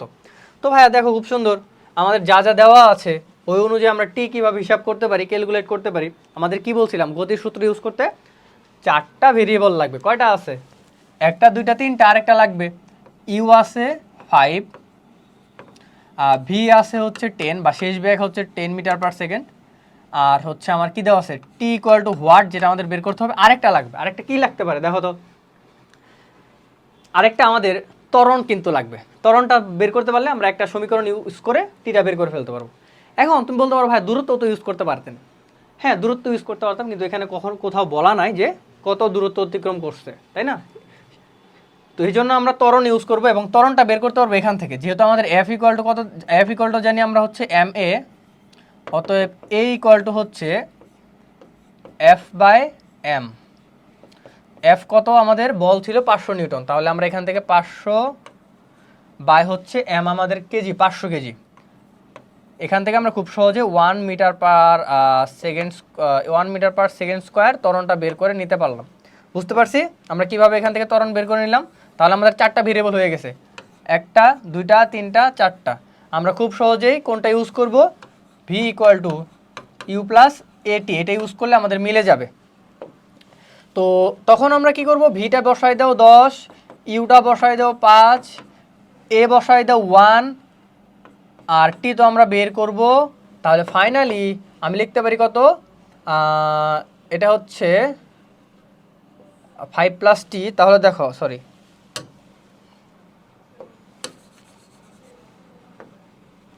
তাহলে আমরা কত লিখতে পারি? 10 মাইনাস এই 5টা এই পাশে নিয়ে আসো, ইকুয়াল টু টি। অতএব টি ইকুয়াল টু 5 সেকেন্ড। এটাই হচ্ছে আমাদের ফাইনাল আনসার, যে উদ্দীপকে থেকে টি এর মান নির্ণয় করো। এটা হচ্ছে টি এর আনসার। আমি কি বলছি? খুব সুন্দর ভাইয়া, গতির জিনিসপাতিগুলো যা যা বলা থাকবে গ্রাফ আগে সরল রেখায় বর্ণনা করবা, বর্ণনা করে তোমার কাছে চাইছে টি এর জন্য আমরা লিখে ফেললাম যে আমাদের ইউ জানি, ভি জানি, টি বের করতে হবে। 3টা জানি, 3টা ভেরিয়েবল অলরেডি জানা, যে এই 3টা ইউজ করতে হবে। আরেকটা কোনটা ইউজ করতে হবে সেটা আমরা এখান থেকে বের করে ফেলতে পারলাম, যে 500 নিউটন, এখান থেকে এফ সমান জানি এম এ হচ্ছে এফ বাই এম, এখান থেকে 500 বাই 500 বা এফ ইকুয়াল টু 500 দেওয়া ছিল, আর এমও 500 দেওয়া ছিল। তো এটা আমরা বসায় এ বের করছি, তখন আমাদের 4টা হয়ে গেছে, 1টা 2টা 3টা 4টা যখন হয়ে গেছে, আমরা হচ্ছে এই সূত্রটা ইউজ করছি, F V equal to U plus AT. যারা বুঝবা না কেন এই সূত্র ইউজ করলাম, দেখো বাকি যে সূত্রগুলো আছে V square equal to U square plus 2as, S আছে, যেখানে এস আছে সেখানে আমরা ব্যবহার করতে পারবো, যেহেতু এস আছে এই সূত্রটা কিন্তু আমরা ব্যবহার করতে পারবো না, এস থাকলে এই সূত্রটা আমরা ব্যবহার করতে পারতেছি না, কারণ এস এখানে নাই, ডাটায় নাই। আরও সূত্র কি জানো, আরও যে সূত্র জানো, S equal to UT plus half AT square, S এর সূত্র, মানে 3টা সূত্র যেটা জানো সেটা এস। তাহলে এখানে আরেকটা জিনিস বলে দিই যে এস রিলেটেড কোনো কাহিনী না থাকলে এই সূত্র, আর টি রিলেটেড কোনো কাহিনী না থাকলে এই সূত্র। এটা লিখে রাখো খাতায়, এস রিলেটেড কোনো কাহিনী যদি না থাকে তাহলে তুমি গতির সূত্র ইউজ করবা V equal to U plus AT, কারণ একমাত্র এই সূত্র আছে যেটাতে এস নাই। আর টি রিলেটেড কোনো কাহিনী যদি না থাকে, এখানে যদি টি না থাকতো বা টি রিলেটেড কোনো কথা না বলতো, যেমন আগের দুইটা ম্যাথে টি রিলেটেড কিছু বলে নাই, টি রিলেটেড কিছু বলে নাই, চোখ বন্ধ করে এই সূত্র ইউজ করছিলা, চোখ বন্ধ করে এই সূত্র ইউজ করছিলাম, টি রিলেটেড কিছু বলে নাই বলে। আর এখানে টি রিলেটেড, এখানে এস রিলেটেড কিছু বলে নাই বলে এই সূত্র। তাহলে এস এস যদি না থাকে এই সূত্র, টি না থাকলে এই সূত্র। জাস্ট মনে রাখো, তাহলে পরীক্ষায় সূত্র ব্যবহার করা অনেক ইজি হয়ে যাবে, তোমার চিন্তা ভাবনা কিচ্ছু করা লাগবে না। তো আশা করি এটা বুঝতে পেরেছি আমরা। তো এই ছিল আমাদের বল সম্পর্কিত টাইপের প্রশ্ন সলভ। আশা করি তোমরা বুঝতে পেরেছো আমরা কি অ্যাপ্রোচে ম্যাথগুলো সলভ করি, কিভাবে প্রশ্নটা ধরি, কিভাবে প্রশ্ন থেকে একদম শেষ লাইন থেকে আমরা উত্তর করা শুরু করি। কি চাইছে, এফ ইকুয়াল টু এম এ চাইছে, এম কি জানি, হ্যাঁ জানি, এ কি জানি, জানি না, এ বের করার জন্য আরও যা যা দেওয়া আছে ওখান থেকে এটা বের করার চেষ্টা করে বসায় দাও, তাহলেই খেলা শেষ। তো এই ছিল গতি সম্পর্কিত বোর্ড প্রশ্ন সলভ। আশা করি বুঝতে পেরেছি, বাসায় বেশি বেশি প্র্যাকটিস করবা। এবার আমরা চলে যাব ঘর্ষণ সম্পর্কিত প্রবলেমে। তো ঘর্ষণ সম্পর্কিত প্রবলেমে যাওয়ার আগে আমি তোমাকে কিছু বাস্তব উদাহরণ দিব ঘর্ষণটা কেন সৃষ্টি হয়। ধরো আমরা যখন রাস্তায় হাঁটি, রাস্তাটা ঘর্ষণ থাকলে ভালো নাকি ঘর্ষণ না থাকলে ভালো? তো ঘর্ষণ থাকলে কিন্তু ভালো, যে আমরা হাঁটতে পারবো আরামে, তাই না? তো এখন ঘর্ষণ জিনিসটা আমি একটু বুঝাই যে কি। তো ধরো একটা রাস্তা, একদম প্লেন রাস্তা, আচ্ছা রাস্তা না বুঝাইয়া আরেকটা জিনিস এইভাবে বুঝাই। ধরো একটা সমতল, এটা আরেকটা সমতল বা আনুভূমিক কোনো একটা কিছু, তো আনুভূমিক কোনো একটা কিছু অ্যাঙ্গেল করে আছে। তো এই রাস্তাটা ধরো একটু খাবা ডাবা, এই রাস্তাটা ধরো একটু খাবা ডাবা টাইপের বা মসৃণ না, অমসৃণ একটা রাস্তা। এটা হচ্ছে অমসৃণ আর এটা হচ্ছে একদম তেলতেলা মসৃণ প্লেন। তো এখন ঘর্ষণ কোথায় বেশি হবে, কোথায় চলাচল করলে ঘর্ষণটা তুমি বেশি পাবা? তো তোমরা দেখছো কিনা ওই যে ছোটোবেলায় হচ্ছে পোলাপানি খেলে না, ওই যে উপর থেকে যে লাফ দেয়, চেল্লা দেয়, যেরকম উপরে উঠে ধরো হচ্ছে এই যে সিঁড়ি, মই দিয়ে উপরে উঠে এদিকে ধরো লাফ দেয়, মানে বসে লাফ দেয়, ওটা একদম পিচ্ছিল থাকে না, ওইটা ধরো এরকম। তো ওখানে কিন্তু ঘর্ষণ খুবই কম থাকে, ঘর্ষণ কম থাকে বিধায় সে দ্রুত নেমে যায়, তাই না? আর ওটা যদি খুব ঘর্ষণ অনেক বেশি থাকতো বা ধরো একদম প্লেন না থেকে একটু ধরো খাবার ডাবাটি টাইপের থাকতো, তাহলে কিন্তু সে খুব দ্রুত নামতে পারতো না, সেই বাচ্চা শিশুটা। এখানে কি হইতো, আটকে যেত কোনো এক জায়গায়। তাহলে ঘর্ষণ কোথায় বেশি কোথায় কম আমরা বুঝতেছি, যেটা আমাদের একদম মসৃণ সেখানে ঘর্ষণ খুবই কম, আর যেটা আমাদের অমসৃণ সেখানে ঘর্ষণটা আমাদের অনেক বেশি। এখন ঘর্ষণটা আসলে কোথায় কাজ করে? তো তুমি যেহেতু এই দিক বরাবর নামতেছো বা এই দিক বরাবর কোনো একটা জিনিস ছেড়ে দিচ্ছ, তাহলে মেইন বল মানে কার্যকর বলটা কোথায় কাজ করতেছে? কার্যকর বলটা কাজ করতেছে এই দিক বরাবর, তাই না? কার্যকর বলটা কাজ করতেছে এই দিক বরাবর, বা প্রযুক্ত বল, তুমি যে বলটা প্রয়োগ করতেছো সেই বলটা আমাদের কোথায় কাজ করতেছে? এই দিক বরাবর। আমি আবার বলি, তুমি যখন এদিক দিয়ে কোনো একটা জিনিস ফেলে দিচ্ছ বা কোনো একটা বাচ্চা এদিক দিয়ে নামতেছে, তখন তার প্রযুক্ত বলটা কোন দিকে? এই বরাবর প্রযুক্ত বলটা, তাই না? তো ধরে নাও এই বরাবর প্রযুক্ত বল, অ্যাকচুয়ালি সেটা বিভিন্ন আরও কাহিনী আছে, তো ধরে নাও এই বরাবর। তো এই বরাবর যদি প্রযুক্ত বল হয়, তাহলে এটার বিপরীতে ঘর্ষণ বলটা সবসময় কি বিপরীতে কাজ করে? তো ঘর্ষণ বলটা সবসময় চেষ্টা করবে কি তাকে বাধা দেওয়ার। তো ঘর্ষণ বলটা আমার কোন দিকে কাজ করে? ঘর্ষণ বলকে আমরা এফকে ধরে নেই, ঘর্ষণ বলটা তার উল্টা দিকে কাজ করে। সেমভাবে এই দিকে কোনো একটা বস্তু যদি ফেলে দাও, যে তার প্রযুক্ত বল এফ যদি এই দিকে হয়, তাহলে ঘর্ষণ বলটা কাজ করবে হচ্ছে এফকে এই দিকে, উল্টা দিকে। তুমি যেদিকে যাবা তার বিপরীত দিকে ঘর্ষণ বলটা তোমাকে বাধা দেবে, যেই বাধার কারণে বস্তু তুমি যতটুকু বল প্রয়োগ করছিলা, প্রযুক্ত বল যতটুকু ছিল, বাধা দিয়ে তোমার বলটাকে কমায় দিবে। কার্যকর, বুঝতে পারছো? তুমি যদি 100 নিউটন বল এইদিকে প্রয়োগ করতা, তোমাকে ঘর্ষণ বলটা কি করতো? কিছু একটা বাধা দিয়ে সে তোমার 100 নিউটন বলকে কমায় দিত, এই যে কনসেপ্টটা, এই কনসেপ্ট থেকে সুন্দর একটা জিনিস আসে। যে সুন্দর একটা জিনিস কি, যে তুমি যতটুকু বল প্রযুক্ত করলা, যতটুকু বল দিলা, এটা ধরলাম আমাদের প্রযুক্ত বল। যতটুকু বল আমরা প্রয়োগ করলাম ততটুকু বল কিন্তু পাইলাম না। কেন? ঘর্ষণ বল আমাকে বিপরীত দিকে এসে কিছু বল নষ্ট করে দিছে। ক্লিয়ার? ঘর্ষণ বল আমাদের বিপরীত দিক থেকে এসে কিছু বল নষ্ট করে দিছে। তার মানে প্রযুক্ত বল যতটুকু, কার্যকর বল কি ততটুকু না। তাহলে আমরা বলতে পারি না যে কার্যকর বল ইকুয়াল টু কি লিখতে পারি, যে প্রযুক্ত বল মাইনাস ঘর্ষণ বল। আমরা কি বলতে পারি, কার্যকর বল ইকুয়াল টু প্রযুক্ত বল মাইনাস ঘর্ষণ বল। এই লাইনটা খুবই ইম্পর্ট্যান্ট, প্রযুক্ত বল মাইনাস ঘর্ষণ বল। এটা দিয়ে অনেক ম্যাথ সামনে দেখবা। তাহলে আমরা বুঝতে পারলাম যে প্রযুক্ত বল যেদিকে কাজ করে, ঘর্ষণ বল তার বিপরীত দিকে কাজ করে, এবং যতটুকু আমি বল প্রয়োগ করি ঘর্ষণ বল আমাকে ততটুকু প্রয়োগ করতে দেয় না, বা একটু কিছু নষ্ট করে দেয়। তাহলে আমাদের অ্যাকচুয়াল কার্যকরী হয় কতটুকু? ঘর্ষণ বল যতটুকু নষ্ট করে দেয় ততটুকু যদি আমরা বাদ দেই, তাহলে ঠিক যতটুকু থাকে সেটা আমাদের কার্যকর বল। এই জন্য আমরা লিখতে পারি কার্যকর বল ইকুয়াল টু প্রযুক্ত বল মাইনাস ঘর্ষণ বল। অর্থাৎ ঘর্ষণ বলের বলটা বাদ দিয়ে যতটুকু থাকে ততটুকু আমার এই সিস্টেমে বলটা কার্যকর হয়। আশা করি আমরা বুঝতে পেরেছি। তো এই সমীকরণ থেকে অনেক কিছু আমাদের সামনে আসবে। তো তার মানে এখান থেকে তুমি এই যে বল, এই বলকে আবার এফ সমান এম এ, বা এই বলগুলোকে এফ ইকুয়াল টু এম এ দিয়েও লেখা যায়। যখন আমাদের যা প্রয়োজন হবে, যখন যেটা প্রয়োজন হবে, তখন আমরা এফ ইকুয়াল টু এম এতে কনভার্ট করে কাজ করব। আমরা বুঝতে পেরেছি, যখন যেটাতে প্রয়োগ করতে হবে সেটাতে আমরা এফ ইকুয়াল টু এম এ বসাবো। যেহেতু বল সমান এম এ বসাইতেই পারি, তাই না? এখন প্রশ্নে কি চাবে সেটা অনুযায়ী আমরা কাজ করব। তো আশা করি এতটুকু কনসেপ্ট আমরা বুঝতে পেরেছি, যে কার্যকর বল ইকুয়াল টু আমাদের প্রযুক্ত বল মাইনাস ঘর্ষণ বল। তো এই রিলেটেড প্রবলেমগুলো একটু সলভ করি, চলো। দেখো, আমাদের প্রথম প্রশ্নটি বলেছে যে ফারুক 4 কেজি ভরের একটি বক্স একটি মেঝের উপর দিয়ে সমবলে টেনে নিল। এটা হচ্ছে আমাদের এম দেওয়া আছে, যে 4 কেজি ভরের একটি বক্স সে টেনে নিচ্ছে। ধরো হচ্ছে এটা হচ্ছে আমাদের সেই 4 কেজি ভরের বক্স মেঝে দিয়ে টেনে নিচ্ছে এফ বলে। তো এটা হচ্ছে আমাদের M equal to 4 KG. 4 KG ভরের একটি বক্সকে সে কী করতেছে, মেঝের উপর দিয়ে টেনে নিচ্ছে, এফ বলে টেনে নিচ্ছে। তো বক্স ও মেঝের মধ্যে ঘর্ষকান বলের মান, যেহেতু টানতেছে, অবশ্যই বল যেদিকে টানতেছে তার বিপরীত দিকে আমার কি কাজ করবে, এফ কে কাজ করবে, ঘর্ষণ বলটা কাজ করবে। সেই ঘর্ষণ বলটা দেওয়া আছে 1.5 নিউটন, এফ কে দেওয়া আছে। তো বক্সটিকে টেনে নেওয়া, এর ত্বরণ হইল এত, মানে আমাকে এ দেওয়া আছে। এরপর বক্সটিকে ঘর্ষণবিহীন মেঝেতে একই বল প্রয়োগ করা হলো। মানে এটা ছিল আমাদের ঘর্ষণযুক্ত একটি তল, ঘর্ষণযুক্ত একটি মেঝে, যে মেঝেতে আমাদের কি ঘর্ষণ ছিল। তো সেই ঘর্ষণযুক্ত মেঝেতে ফারুক কি করছে, ফারুক 4 কেজি ভরের একটা বস্তুকে টেনে নিয়ে যাচ্ছে। যেহেতু ঘর্ষণ ছিল, তো ঘর্ষণ বলটা বিপরীত দিকে কাজ করতেছিল। তো ফারুক কি করছে, আরেকটি, ধরো এটা হচ্ছে একটা ঘর ছিল, যে ঘরের মেঝেটা ঘর্ষণ যুক্ত, সে আরেকটা ঘর বানাইছে, যে ঘরটা ঘর্ষণবিহীন একটা ঘর, যে মানে খুব পিচ্ছিল, বা তুমি প্লেন বলতে পারো, যেখানে আমরা আগে দেখাইছি মসৃণ, মানে এটা হচ্ছে অমসৃণ, আর ওইটা হচ্ছে মসৃণ তল। যেটা ঘর্ষণবিহীন সেটা হচ্ছে মসৃণ। তো যখন সে ঘর্ষণ যুক্ততে কাজ করলো, টেনে নিয়ে গেল, তখন একটা ঘটনা ঘটবে। আর যখন সে ঘর্ষণবিহীন একটা ঘরে বক্স থেকে টেনে নিয়ে যাবে, সেখানে আরেকটা ঘটনা ঘটবে।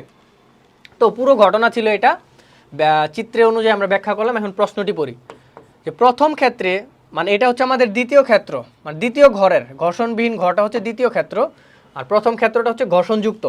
তো ঘর্ষণযুক্ত ক্ষেত্রে বক্সটির উপর প্রযুক্ত বলের মান নির্ণয় করো, এফ চাইছে। তো যেহেতু এফ চাইছে, আমি তোমাকে কি বলছি ভাইয়া, এফ যেহেতু চাইছে, সরাসরি আমরা এফ ইকুয়াল টু এম এ লিখতে পারি।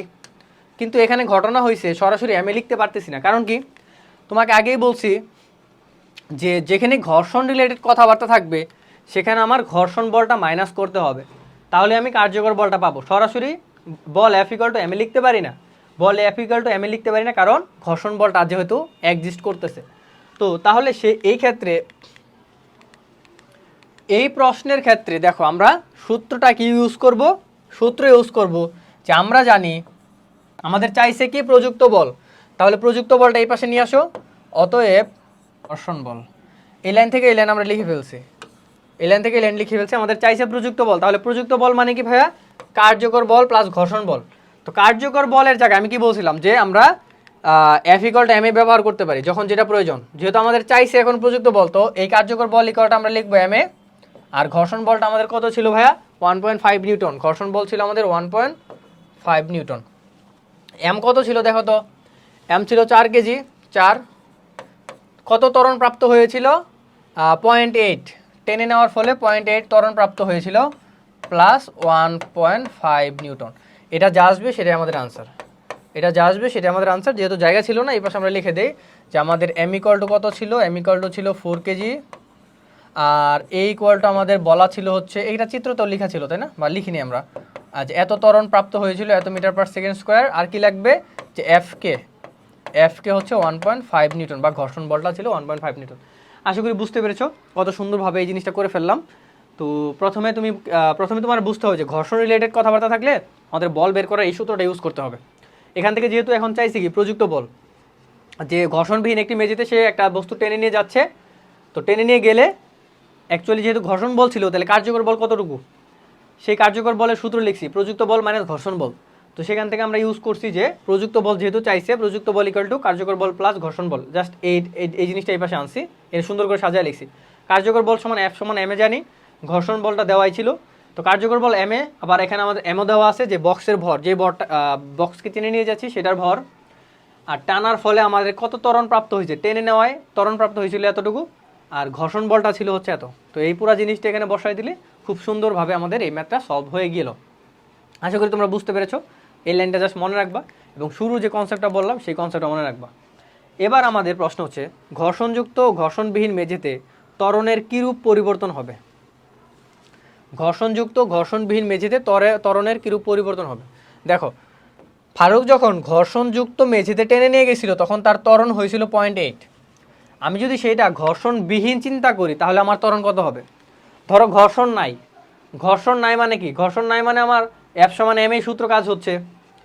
আমার কি ঘর্ষণ নাই মানে কি কার্যকর বল আর প্রযুক্ত বল কি সেম হয়ে যাচ্ছে না যখন ঘর্ষণ নাই? তাহলে আমরা এই প্রশ্নটা এখানে সলভ করতে পারি। যখন ঘর্ষণবিহীন তল বলছে তখন আমাদের সূত্র হবে এফ ইকুয়াল টু এম এ, কারণ এটা মাইনাস করতে হচ্ছে না, ঘর্ষণ বলটা মাইনাস করতে হচ্ছে না কারণ ঘর্ষণ নাই। তো এখান থেকে ত্বরণ এ ইকুয়াল টু কত লেখা যায়? F by M. এফ কত? আমাদের কত বলে সে টানছিল, দেখো সেই বলটা কিন্তু আমরা এখান থেকে পেয়ে যাব।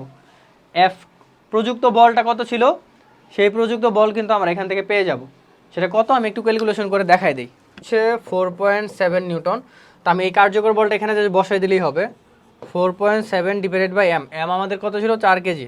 তো এটা যদি আমরা 4 দিয়ে ভাগ দিই তাহলে আসে হচ্ছে 1.175 মিটার পার সেকেন্ড স্কোয়ার। দেখো, আমরা যদি ঘর্ষণবিহীন চিন্তা করতাম তাহলে আমাদের ত্বরণটা কত বেশি হয়ে যেত না? ঘর্ষণবিহীন মানে কি ত্বরণ বাড়বে, এটাই তো স্বাভাবিক ভাই। ঘর্ষণ নাই, পিচ্ছিল। তো তখন এখানে প্রশ্ন হচ্ছে ঘর্ষণযুক্ততে আমাদের তাহলে কি? ঘর্ষণযুক্ততে আমাদের ত্বরণ ছিল 0.8 মিটার পার সেকেন্ড, আর যখন ঘর্ষণবিহীন তখন আমাদের ত্বরণ ছিল এত। তাহলে ত্বরণের পরিবর্তন কত? জাস্ট বিয়োগ দিয়ে লিখে দিলেই হবে। এটা প্রাইম দিলাম, তো জাস্ট বিয়োগ দিয়ে তোমরা লিখে দিলেই হয়ে যাবে যে ঘর্ষণযুক্ত এবং ঘর্ষণবিহীন মেঝেতে ত্বরণের কীরূপ পরিবর্তন হয়েছে। ব্যাখ্যা শেষ। খুব সুন্দর। আশা করি এই জিনিসটা তোমরা বুঝতে পেরেছো। এবার আমরা হচ্ছে আমাদের নেক্সট ম্যাথে চলে যাই। এখন আমরা এই প্রশ্নটা সলভ করবো ভাইয়া। দেখো, এটা হচ্ছে খুব সুন্দর একটা ম্যাথ, যে এত নিউটন ওজনের মানে এফ ইকুয়াল টু দেওয়া আছে, বা ডব্লিউ দেওয়া আছে, বা এফ দেওয়া আছে। একটি গাড়ির উপর বল প্রয়োগ করছে, এফ বল প্রয়োগ করায় এটি ঘর্ষণযুক্ত রাস্তা দিয়ে এত মিটার পার সেকেন্ড মানে ত্বরণ দেওয়া আছে, ত্বরণে চলতে শুরু করে। ঘর্ষণ বল এফ কেও দেওয়া আছে আমাদের 100 নিউটন। তো গাড়ির উপর প্রযুক্ত বলের পরিমাণ নির্ণয় করো। প্রযুক্ত বল খুব সুন্দর ভাইয়া, যা যা দেওয়া আছে লিখে ফেলো। কত দেওয়া আছে আগে আমরা সূত্রটা লিখি। ঘর্ষণ থাকলে আমরা কি বলছি, যে কার্যকর বলের সূত্রটা লিখে ফেলবা। ঘর্ষণ মানে কার্যকর, যেহেতু বল চাইছে আমরা সূত্রটা লিখে ফেললাম। কার্যকর বল ইকুয়াল টু প্রযুক্ত বল মাইনাস ঘর্ষণ বল। আবারও প্রযুক্ত বল চাইছে, আমি কি করবো, এটা এই পাশে আনে আগের মতোই ভাই, আমি আর করে দিব না। কার্যকর বলের সাথে ঘর্ষণ বল যোগ হবে, মানে সরাসরি আমরা এম এ লিখে দিই যে এম এ প্লাস ঘর্ষণ বলটা কত ছিল? 100 নিউটন। তাহলে 100 যোগ হয়ে যাবে, শেষ, খেলা শেষ। আগের মতোই জাস্ট হচ্ছে মান বসাই দিবা। এম কত ছিল? এম যেহেতু দেওয়া নাই, একটা গ্যাঞ্জাম হয়েছে তাই না? এমও দেওয়া নাই, এ দেওয়া ছিল 1.6। তার মানে এম যেহেতু দেওয়া নাই, দেওয়া আছে কত? 2400। আচ্ছা ডব্লিউ সমান তাহলে আমরা কি লিখতে পারি ভাই? ডব্লিউ সমান আমরা লিখতে পারি এমজি। তাহলে এমজি ইকুয়াল টু কত? 2450 নিউটন। তো এখান থেকে এম ইকুয়াল টু তুমি লিখতে পারো কত? 2450 ভাগ হচ্ছে 9.8। এটা ক্যালকুলেশন করলে তুমি কত পাবা? আমাদের এম পেয়ে গেছি, তাহলে এম পেয়ে গেছি। এম বসাও 250, ত্বরণ বসাও হচ্ছে এ দেওয়া ছিল, আমরা এখানে লিখে ফেলবো। ত্বরণ এ দেওয়া ছিল কত? 1.6 metre per second square. Just মানগুলো বসাই দাও তাহলে হয়ে যাবে। 1.6 বসাই দাও প্লাস 100, এটা করো তাহলে আমাদের হয়ে যাবে। তাহলে আমরা দেখি আমাদের কত আসে ক্যালকুলেশন করে। 500 নিউটন। আশা করি এই ম্যাথটাও তোমরা বুঝতে পেরেছো, একদম হুবহু আগের মতোই। জাস্ট এখানে একটু ভেজাল ছিল যে এমটা দেওয়া ছিল না, এমটা আমাদের ডব্লিউ দেওয়া ছিল। ডব্লিউ ইকুয়াল টু এমজি থেকে যেহেতু ওজন দেওয়া ছিল, ওজন মানে কি নিচের দিকে কাজ করে, নিচের দিকে অলওয়েজ জি কাজ করে। তো ডব্লিউ ইকুয়াল টু এমজি থেকে আমরা এম বের করে নিছি। এটা আশা করি তোমরা বুঝতে পেরেছো। এবং ঘ নাম্বারটা কি বলছে যে গাড়িটির ওজন অথবা ঘর্ষণ বলের মধ্যে গাড়িটির ওজন বা ডব্লিউ কি বলতেছে যে ডব্লিউ অথবা এফ কে ঘর্ষণ বল এবং ওজনের মধ্যে কি পরিবর্তন ঘটালে গাড়িটির ত্বরণ 2 মিটার পার সেকেন্ড স্কোয়ার হবে। গাড়িটির ত্বরণ এ 2 মিটার পার সেকেন্ড স্কোয়ার হবে। তো যখন আমার ঘর্ষণটা ছিল তখন আমার গাড়িটির ত্বরণ কত ছিল? 1.6 মিটার পার সেকেন্ড। তো আমি যদি এই 1.6 মিটার পার সেকেন্ডকে 2 মিটার পার সেকেন্ডে চাই, তাহলে আমাকে অবশ্যই কি করতে হবে? ঘর্ষণ অথবা ওজনের মধ্যে একটা চেঞ্জ আনতে হবে, বা দুইটাই কমাইতে হবে অ্যাকচুয়ালি যদি বলতে চাই। কারণ দেখো, তুমি যদি ঘর্ষণবিহীন একটা রাস্তায়, ঘর্ষণযুক্ত একটা রাস্তায় যদি ত্বরণ 1.6 পাই, তাহলে 2 মিটার পার সেকেন্ড স্কোয়ার ত্বরণ পেতে চাইলে আমাকে ঘর্ষণটা কি করতে হবে? অনেকটা কমাইতে হবে। এটা একটা কমন সেন্স। ঘর্ষণ কমাইতে পারি, অথবা আরেকটা কাজ যেটা করতে পারি যে গাড়িটির যে ওজন রয়েছে সেই ওজনটাও যদি আমি কমাইতে পারি, তাহলে আমার কি হবে? 2 মিটার পার সেকেন্ড স্কোয়ার পাওয়া সম্ভব হতে পারে। আমরা ক্যালকুলেশন করে দেখব। তাহলে মাথায় জাস্ট দুইটা জিনিস সেট করো যে হয় আমি ওজন কমাবো অথবা আমি ঘর্ষণ বল কমাবো, তাহলেই কেবল 2 মিটার পার সেকেন্ড স্কোয়ার পাওয়া সম্ভব। এখন ওজন কতটুকু কমাইলে আমার 2 মিটার পার সেকেন্ড স্কোয়ার আসবে, এবং ঘর্ষণ বল ছিল হচ্ছে 100 নিউটন, এখান থেকে কত কমালে আমার ত্বরণটা 2 মিটার পার সেকেন্ড স্কোয়ার পাবো, এটা আমরা বের করব। তাহলে আমাদের দুইটা স্টেপে কাজ করতে হবে। এক, আমাদের ওজন যা ছিল তাই রেখে ঘর্ষণ বল কমাবো। দুই, ঘর্ষণ বল যা ছিল তাই রেখে আমরা ওজনটা কমাবো। দেখো ওজনটা মেইনলি কার উপর ডিপেন্ড করে? ওজন ডব্লিউ ইকুয়াল টু কি এমজি। তার মানে ওজন বৃদ্ধি করা বা ওজন হ্রাস করা ডিপেন্ড করতেছে ভরের উপর, জি এর উপর না। তো ব্যাপারটা আমি দুইভাবে লিখে রেখেছি যে আমরা একবার ডব্লিউকে স্থির ধরবো, অর্থাৎ আমার ওজন যা ছিল ওজনের কোনো চেঞ্জ করব না, চেঞ্জ না করে দেখবো যে ঘর্ষণ বলের কতটুকু চেঞ্জ করলে আমার 2 মিটার পার সেকেন্ড স্কোয়ার ত্বরণ আসে। এবং আরেকবার আমরা কি করব যে ওজনটাকে চেঞ্জ করব, ঘর্ষণ বলটাকে স্থির রাখবো, যে ঘর্ষণ বল ভাই যা ছিল রাস্তায় তাই থাকবে। এবার আমি গাড়ির ওজনটাকে বা গাড়ির ভরটাকে কমাই দেবো, ভর কমাইলেই তো ওজন কমে যাবে। তো দুইটা ওয়েতে আমরা ক্যালকুলেশন করে দেখি যে আমরা সূত্র এইটাই, কার্যকর বল ইকুয়াল টু প্রযুক্ত বল ঘর্ষণ বল। আমার যখন ডব্লিউ স্থির মানে কি স্থির ভাইয়া? এম স্থির, কারণ ওজনটা কি এমজি, এম এর উপরে তো ডিপেন্ড করবে। তো এম স্থির, তাহলে কার্যকর বল ইকুয়াল টু প্রযুক্ত বল মাইনাস ঘর্ষণ বল। তো আগের প্রবলেমে আমরা কি প্রযুক্ত বল 500 নিউটন এটা বের করে এনেছিলাম। তো সেই প্রযুক্ত বলটা আমরা এখানে বসিয়ে দিব, যে প্রযুক্ত বলটা যদি তুমি বসাই দাও 500 নিউটন, এবং কার্যকর বল সমান যদি আমরা এম এ লিখি। দেখো এম এ কেন লিখলাম? কারণ আমার এমটা আগেরটাই বসাবো এম এ, আর প্রযুক্ত বল ছিল আমাদের 500, এবং ঘর্ষণ বলটা আমাদের কত এটা আমরা বের করবো, যে ঘর্ষণ বল কত হয়। আমরা কি করছি ভাই? ওজনটাকে স্থির রেখেছি, ওজনটাকে স্থির রেখে দেখি ঘর্ষণ বলের কতটুকু চেঞ্জ আনলে আমার ত্বরণটা 2 হয়। তাহলে এম কত ভাইয়া? এম হচ্ছে শুরুতে যা ছিল তাই, এই যে 250 কেজি। দেখো এমটা আমাদের 250 কেজি ছিল, ভর 250 কেজি রাখবো আমরা, এবং ত্বরণ যেহেতু 2 চাইছে 2 দিলাম, 500 মাইনাস এফ কে। এখান থেকে যদি তুমি হিসাব করো যে এটা হচ্ছে 500 হয়ে যায়, এটাও হচ্ছে 500 মাইনাস এফ কে হয়ে যায়। অ্যাকচুয়ালি এখান থেকে আমাদের ঘর্ষণ বলটা আসে কত? 0। অর্থাৎ দেখো আমাদের একটা ঘটনা হইলো যে আমি যদি ওজনটাকে স্থির রাখি এবং ঘর্ষণ বলকে 0 করে দেই, তাহলে আমার ত্বরণটা 2 মিটার পার সেকেন্ড পাওয়া সম্ভব। এটা একটা ব্যাখ্যা। আরেকটা ব্যাখ্যা হচ্ছে এখন আমরা ঘর্ষণ বলটাকে স্থির রাখবো, অর্থাৎ আমাদের ঘর্ষণ বলটা যা ছিল 100 নিউটন তাই রাখবো, ঘর্ষণ বল তাই রাখবো। এবার ঘর্ষণ বল তাই রেখে আমরা দেখব যে ভরের কি চেঞ্জ জানলে বা ওজনের কি চেঞ্জ জানলে আমার 2 মিটার পার সেকেন্ড স্কোয়ার হচ্ছে। তাহলে আমি আবার এখানে সূত্র অ্যাপ্লাই করব, কার্যকর বল হচ্ছে m1a। এবার আমরা m1 কেন ইউজ করছি, কারণ আমরা এবার ভরটাকে চেঞ্জ করে ফেলতেছি। আগে আমরা ভরটা স্থির রাখছিলাম, মানে ওজন স্থির রাখছিলাম, এবার আমরা ভর চেঞ্জ করব, মানে ওজনটাকে দেখবো যে ওজন কতটুকু চেঞ্জ করতে হয়। প্রযুক্ত বল 500 ছিল, আর এটা তো আমাদের 100 নিউটনের ছিল, তাই না? দেখো এবার আমরা এখানে বসাইছি, দুইটার মধ্যে পার্থক্য বুঝতে পারছো? আমি আবার বুঝাই।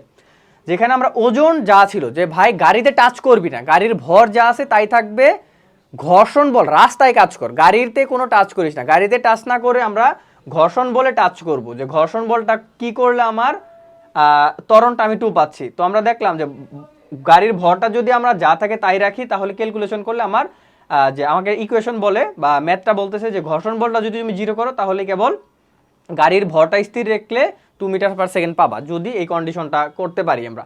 অথবা আমরা এই পাশে দেখাইছি কি, যে এই পাশে হচ্ছে ঘর্ষণ বলের এবার আমরা চেঞ্জ করবো না, যে রাস্তার উপর কোনো কাজ করবো না, আমরা কাজ করবো গাড়ির উপর, যে গাড়ির ওজনটা এবার কমাই দিব। ওজন কমানো মানে কি, ভর কমানো। এখন কতটুকু ভর কমাবো সেটা আমরা এখানে ক্যালকুলেশন করব। তো m1 ইন্টু ত্বরণ, তো এবারও 2, কারণ 2 ত্বরণই আমাদের চাইছে, 500 মাইনাস 100 হচ্ছে 400। তো এখান থেকে হচ্ছে আমরা m1টা পাই হচ্ছে 200 কেজি। তো দেখো আমাদের এমটা ছিল কত, আমাদের আগে ভর ছিল 250 কেজি। আমরা যদি 250কে 200 কেজি করি, অর্থাৎ ভরটা 50 কেজি কমায় দেই, ভর যখন 50 কেজি কমায় দিব, তখনই হচ্ছে আমার 2 মিটার পার সেকেন্ড স্কোয়ার ত্বরণ পাওয়া সম্ভব। এভাবে না বলে আমরা লিখবো যে ওজন, ওজন কতটুকু কমাচ্ছি, ওজন হচ্ছে m1g, তাহলে হচ্ছে 200 ইন্টু 9.8। তো এটা যদি আমরা ক্যালকুলেশন করি তাহলে কত পাই দেখি, নিউটন। তাহলে ব্যাখ্যাটা কিভাবে দিব, আমাদের প্রথমে ওজন ছিল কত, দেখো 2450 নিউটন। আমি কি বলছিলাম যে হয় ওজনটা কমাইতে হবে অথবা ঘর্ষণ বল কমাইতে হবে। আমরা কি দেখলাম, আমরা যদি ওজনটা কমাই বা ওজন 1960 করি, ওজন 1960 যদি করতে পারি ভর কমানোর মাধ্যমে, তখন আমরা 2 মিটার পার সেকেন্ড ত্বরণ পেতে পারি, একটা কেস। অথবা আমি যদি ঘর্ষণ বলটাকে 0 করতে পারি, তখন আমি 2 মিটার পার সেকেন্ড স্কোয়ার ত্বরণ পেতে পারি। এটা হচ্ছে ফুল ব্যাখ্যা ছিল। তো আশা করি তোমরা বুঝতে পেরেছো যে গাড়িটির ওজন অথবা ওজন ডব্লিউ অথবা ঘর্ষণ বল এফ কে এর মধ্যে কি পরিবর্তন করলে গাড়ির ত্বরণ 2 মিটার পার সেকেন্ড স্কোয়ার হবে। পুরো জিনিসটা একটু ভিডিওটা আরেকবার দেখবা, দেখলে যে কনসেপ্টটা পুরো ক্লিয়ার হয়ে যাবে, ভাই এখানে কি কমন সেন্স কাজে লাগাইছি। একবার ওজন স্থির রাখছি, মানে এম স্থির, এম যা ছিল 250 সেটাই ব্যবহার করে এফ কে বের করছি।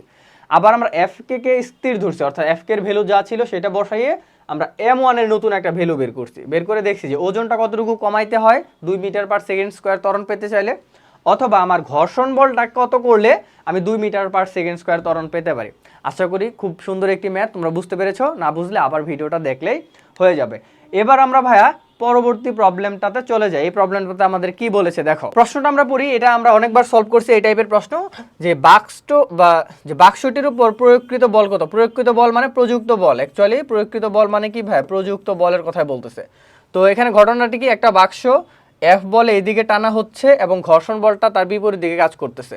তো এই যে আমরা বলছি ঘর্ষণ রিলেটেড জিনিস থাকলে এবং বল বের করতে চাইলে তুমি একটা সূত্রই লিখবা, সূত্রটা হচ্ছে এটা। দেখো কার্যকর বল ইকুয়াল টু প্রযুক্ত বল মাইনাস এফ কে, মানে ঘর্ষণ বল। তো এখানে আমাদের চেয়েছে প্রযুক্ত বলটা, এটা চেয়েছে, অতএব আমরা কি লিখতে পারি ভাইয়া, অতএব হচ্ছে প্রযুক্ত বল ইকুয়াল টু, দেখো কার্যকর বল প্লাস ঘর্ষণ বল, এটা এই পাশে নিয়ে আসছি। ধরো কার্যকর বল প্লাস ঘর্ষণ বল, আমাদের কার্যকর বল কত ছিল ভাইয়া, কার্যকর বল ছিল না, কার্যকর বলটা আমরা ধরে নেই এম এ, যেহেতু দেওয়া নাই সরাসরি, এম এ প্লাস হচ্ছে এফ কে। ঘর্ষণ বলটা আমাদের কত, 15 নিউটন। এটা আমরা এই টাইপের ম্যাথ আগেও করছি, তোমরা দেখছো যে আমরা হচ্ছে এম এ কনভার্ট করে নেই এম এ। এখন এম কত ভাইয়া, এম হচ্ছে 4, এ হচ্ছে কত, ত্বরণ হচ্ছে দেখো 0.8, ত্বরণ হচ্ছে 0.8। এটা তুমি যদি প্লাস 15 করো, ক্যালকুলেশন করলে ভ্যালু তুমি পেয়ে যাবা, এটাই হচ্ছে আমাদের আনসার। আশা করি তোমরা এটা বুঝতে পেরেছো কিভাবে আমরা এই প্রয়োগকৃত বল বা হচ্ছে প্রযুক্ত বলটা বের করি। তোমরা চাইলে সরাসরি এই লাইনটা মুখস্থ করতে পারো, যেহেতু এই লাইনটা অনেক বারবার আসতেছে। আমি তোমাদের বলছি এই লাইনটা মুখস্থ করলে তুমি যে যাই চাই, কার্যকর বল চাক, প্রযুক্ত বল চাক, ঘর্ষণ বল চাক, যাই চাক না কেন, তুমি ওই প্রথম লাইনটা মুখস্থ করলেই পারবা। অথবা তুমি চাইলে সরাসরি এই লাইনটা মুখস্থ করতে পারো, যে প্রযুক্ত বল ইকুয়াল টু কার্যকর বল প্লাস হচ্ছে ঘর্ষণ বল, এটাও হইতে পারে। তো যদি প্যাচ লাগে তাহলে উপরেটা মনে রাখবা। লাস্ট প্রশ্নটা কি বলছে, যে আমাদের দৈনন্দিন জীবনে ঘর্ষণের প্রভাব সম্পর্কে তোমার মতামত দাও। এটা হচ্ছে একটা ব্যাখ্যামূলক প্রশ্ন, বই থেকে দেখে নিবা, যে বই থেকে দেখে নিব। দৈনন্দিন জীবনে ঘর্ষণ না থাকলে আমাদের কি সমস্যা হতো? হাঁটা চলা করতে সমস্যা হতো, গাড়ি চলাচল করতে সমস্যা হতো, গাড়ি ব্রেক করলে সঠিক জায়গায় যে থামতো না। এই জন্য আমাদের ঘর্ষণের প্রয়োজনীয়তা আছে। অ্যাকচুয়ালি ঘর্ষণের প্রয়োজনীয়তা বই থেকে দেখে নিবা, তাইলে এটা লিখতে পারবা। অথবা আমাদের কিউএনএ সাজেশনটাও যদি নাও, কিউএনএ এসএসসি সাজেশন, ওখানে এগুলো খুব সুন্দর করে বর্ণনা করা আছে। আমরা জাস্ট ম্যাথমেটিক্যাল পার্টগুলো একটু দেখাই। তো এর পরবর্তী প্রশ্নটাতে দেখো যে এত নিউটন ওজনের বল দেওয়া আছে, যে এত নিউটন ওজনের একটি গাড়ি বা ওজন ডব্লিউ দেওয়া আছে। তো ডব্লিউ দেওয়া আছে, ধরো ওজন যেহেতু বলছে ডব্লিউ ধরে নাও, যে এত ওজনের একটি গাড়িকে এত নিউটন বল দ্বারা একটি ঘর্ষণযুক্ত রাস্তায় এত নিউটন বল দ্বারা একটি ঘর্ষণযুক্ত রাস্তায় টানা হচ্ছে, যেখানে ঘর্ষণ বল ইকুয়াল টু 200 নিউটন বা কে দেওয়া আছে। তো খুব সুন্দর, গাড়িটির ত্বরণ নির্ণয় করতে বলছে। তো ত্বরণ নির্ণয় করতে বলছে, যেহেতু ঘর্ষণ রিলেটেড কথাবার্তা, আমরা কি করব, আগের মতোই ওই সূত্রটা লিখে ফেলবো। দেখো আমরা সূত্রটা লিখে ফেলেছি, এখন আমাদের চাইছে কি, ত্বরণ চাইছে। তো ওকে ফাইন, ত্বরণ চাইছে, সমস্যা নাই। আমরা দেখো আমাদের গাড়িটিকে এত নিউটন বল দ্বারা ঘর্ষণযুক্ত রাস্তায় টানা হচ্ছে, তার মানে আমাদের প্রযুক্ত বল কত? প্রযুক্ত বলটা হচ্ছে 600 নিউটন। যে 600 নিউটন বল দিয়ে আমরা কি গাড়িটাকে টানতেছি, তার মানে আমাকে কার্যকর বলকে আমি এ লিখতে পারি। প্রযুক্ত বলটা দেওয়া আছে যে 600 নিউটন বলটা প্রয়োগ করতেছি, যে বলটা আমরা প্রয়োগ করি সেটাই কিন্তু প্রযুক্ত বল। তাহলে এখানে আমরা লিখবো 600 নিউটন, নিউটন না লিখলে চলবে। আর ঘর্ষণ বলটা কত ছিল? 200, তার মানে 600 মাইনাস 200। এখান থেকে আমরা এ ইকুয়াল টু কি লিখতে পারি? দেখো 600, আমাকে ত্বরণ চাইছে, রাইট? ত্বরণ চাইছে 600 মাইনাস 200 ইকুয়াল টু 400। দেখো এখানে হবে হচ্ছে 400 ডিভাইডেড বাই এম। এখন ঘটনা হইলো, তুমি কি এম জানো ভাইয়া? এই প্রশ্নে এম দেওয়া আছে? কোথাও কিন্তু এম দেওয়া নাই, কিন্তু এটি রিলেটেড প্রশ্ন কিন্তু আমরা অনেকবার সলভ করছি, যে ওজন থেকে আমরা এমটা বের করে নিতে পারি। কিভাবে? ধরো এখানে হচ্ছে আমরা জানি ডব্লিউ দেওয়া আছে, ডব্লিউ ইকুয়াল টু কত? 2205 নিউটন। ডব্লিউ সমান আমরা জানি হচ্ছে এমজি, এমজি ইকুয়াল টু ধরো 2205 নিউটন থাকবে। অতএব M equal to 2205 divided by হচ্ছে 9.8। এটাই হচ্ছে আমাদের যা আসবে, এটা হচ্ছে কেজিতে আমরা এম পেয়ে যাব। কেজিতে আমরা এম পেয়ে যাবো, ওটা বসাই দিলে তুমি এখানে এই অ্যান্সারটা পাবা। এটা এখানে বসাই দিলে এই অ্যান্সারটা এখানে পাবা। আশা করি এইটা তোমরা বুঝতে পেরেছো। তো এবার আমাদের নেক্সট প্রবলেম দেখো কি বলা হয়েছে। রাস্তার ঘর্ষণ বলের মান যদি অর্ধেক করি, অর্থাৎ ঘর্ষণ বল ছিল 200 নিউটন, এই 200 নিউটনটাকে যদি আমরা ধরো F prime K equal to 100 করা হয়, ধরো ছিল 200 এফ কে, আমরা এফ কে প্রাইম লিখলাম, যদি 100 করা হয় তাহলে গাড়িটির ত্বরণের কি পরিবর্তন হবে? অর্থাৎ এ যা ছিল, এখানে যা পাইছো সেটার কি পরিবর্তন হবে, তোমার মতামত দাও। ধরো আমরা গ নাম্বারটা এখানে করলাম, তো আমরা আবারও সেই সূত্রটা লিখে ফেলবো। এই সূত্র অনুযায়ী যদি কাজ করি, দেখো এই সূত্র অনুযায়ী যদি মান বসাই, তাহলে আমরা এই লাইন থেকে লিখতে পারি সরাসরি যে ত্বরণের কিরূপ পরিবর্তন হয়েছে, তাই না?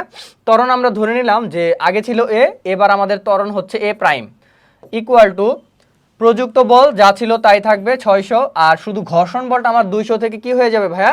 200 থেকে হয়ে যাবে 100, 200 থেকে কি হয়ে যাবে? 100। তো এখান থেকে আমরা কি করব, এ প্রাইম ইকুয়াল টু কত লিখতে পারবো? 500 ডিভাইডেড বাই এম এর ভ্যালু, এখান থেকে তুমি কিছু একটা পাইছিলা, পাবা। দেখো এম এর ভ্যালু যা পাইছিলে এখান থেকে পাবা। মেইনলি কোনো জ্ঞানজাম নাই, অ্যাকচুয়ালি এই সূত্রটাই লিখবা। ঘর্ষণ বল যেহেতু অর্ধেক বলছে, তার মানে ঘর্ষণ বল 200 জায়গায় আমার 100 বসবে এবার। তো 100 বসে আমরা ক্যালকুলেশন করে দেখবো যে এ প্রাইম কত। আমরা গ নং প্রশ্নে কি করেছি? গ নং প্রশ্নে ঘর্ষণ বল 200 ধরেই আমরা এ বের করেছিলাম। ঘ নং প্রশ্নে আমাদের বলে দেওয়া আছে যে ঘর্ষণ বল 100 ধরে তুমি এ বের করো। তখন তুমি দুইটার মধ্যে পার্থক্য করবা, যে আমার এ কত ছিল, এ প্রাইম কত, দুইটার মধ্যে বিয়োগ করবা, যে A prime minus A equal to কত হয়, সেটাই হচ্ছে আমাদের কিরূপ পরিবর্তন হবে, সে পরিবর্তনটা বিয়োগ করলেই আসবে। যে গ নং হতে এ ইকুয়াল টু এত পাই এবং এখান থেকে এটা পেয়েছি, তো অতএব ত্বরণের পরিবর্তন হবে এ মাইনাস এ ইকুয়াল টু এত। এটাই আমাদের আনসার। আশা করি বুঝতে পারছো, খুবই সহজ একটা ম্যাথ। তো এই ছিল আমাদের ঘর্ষণ রিলেটেড ওভারঅল পড়াশোনা। আশা করি তোমরা বুঝতে পেরেছো যে কত সহজে আমরা ঘর্ষণের ম্যাথগুলো করে ফেললাম, জাস্ট এই একটা সূত্র দিয়ে আমরা করে ফেলছি। আমি একটু সামারি করে দেই প্রত্যেকটা ম্যাথ, শুরু থেকে একটু সামারি করে দেই যে কোথায় কি ঝামেলাটা ছিল। শুরুতে আমরা কনসেপ্ট দেখেছিলাম যে ঘর্ষণ বল কোথায় বেশি হয়, কোথায় কম হয়। ঘর্ষণ বল কমাইতে চাইলে আমরা কি করতে পারি? রাস্তাটা মসৃণ করে দিতে পারি। ঘর্ষণ বল বাড়াইতে চাইলে আমরা রাস্তাটা অমসৃণ করে দিব। এবং প্রযুক্ত বল থেকে একটা কার্যকর বল একটা সূত্র দাঁড় করেছিলাম, আমরা দেখেছি যে এই সূত্র দিয়ে আমাদের সবগুলো ম্যাথ হয়ে যাচ্ছিল। এবং যে কোনোটাকে আমরা এম এতে কনভার্ট করে লিখতে পারি আমাদের প্রয়োজন অনুযায়ী। ওকে, তো আমরা এই ম্যাথে কি দেখেছিলাম? এই ম্যাথে কোনো ঝামেলা ছিল না, এই ম্যাথে কোনো ঝামেলা ছিল না, সরাসরি সুন্দর করে আমরা করতে পেরেছিলাম। আর তোমরা ম্যাথ করার সময় এখানে আমি যেভাবে হচ্ছে প্রশ্নের মধ্যে লিখে ফেলি কোন ভেরিয়েবল দেওয়া আছে এটা তোমরা লিখে ফেলবা, তাহলে প্রশ্ন সরাসরি ধরতে পারবা যে আসলে কি কি করতে হবে, রাইট। এই প্রশ্নটাও খুব সুন্দর প্রশ্ন ছিল যে কার্যকর বল ইকুয়াল টু প্রযুক্ত বল মানে ঘর্ষণ বল দিয়ে আমরা করে ফেলছিলাম।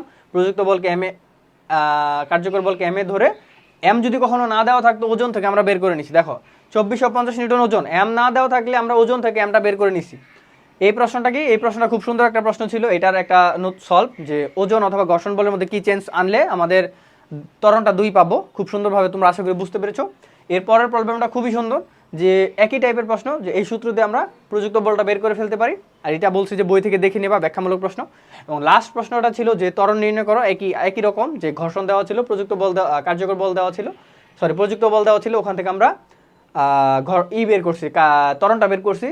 এবং আমাদের ঘ প্রশ্ন চাইছে যে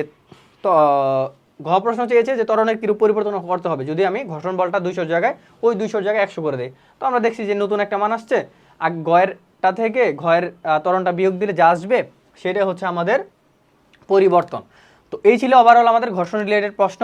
তো এবার আমরা ভরবেগের সংরক্ষণশীলতা নীতি থেকে যে ধরনের প্রশ্ন আসে সেগুলো সলভ করব। এটা সলভ করার আগে আমি তোমাদেরকে ছোট্ট একটু কনসেপ্ট রিভিউ করে দেই। তো ধরো এরকম একটা গাড়ি আছে এখানে, বা একটা বস্তু আছে এখানে, আর একটা বস্তু আছে। এই বস্তুর ভর হচ্ছে m1, এই বস্তুর ভর হচ্ছে m2, এই বস্তুর আদিবেগ হচ্ছে u1, এই বস্তুর আদিবেগ হচ্ছে u2। তো এরকম দুইটা বস্তু ধরো আছে। তো দুইটা বস্তু হঠাৎ একটা, তো ধরলাম এটা আমাদের প্রথম বস্তু, এটা হচ্ছে দ্বিতীয় বস্তু। কোনো এক সময় প্রথম বস্তু দ্বিতীয় বস্তুকে ধাক্কা দিল, ধরলাম এরকম একটা সংঘর্ষে তারা লিপ্ত হইলো। প্রথম বস্তু দ্বিতীয় বস্তু সংঘর্ষে লিপ্ত হওয়ার পর তাদের ভরের কোনো চেঞ্জ হবে না। ধরলাম ভর হচ্ছে m1 থাকবে, আর এটারও m2 থাকবে, কিন্তু ব্যাগটা চেঞ্জ হয়ে যাবে সংঘর্ষের পর। ধর মার্বেল, একটা মার্বেল আদি অবস্থায় ছিল, তার ভর ছিল m1, ব্যাগ ছিল u1। আরেকটা মার্বেল যার ভর ছিল m2, ব্যাগ ছিল u2। হঠাৎ একটা প্রথম মার্বেল দ্বিতীয় মার্বেলকে আঘাত করলো। আঘাত করার পর ধরলাম দুইটা মার্বেল দুই দিক বরাবর চলে গেল, বা একই দিকে ভাগে ভাগে চলে গেল।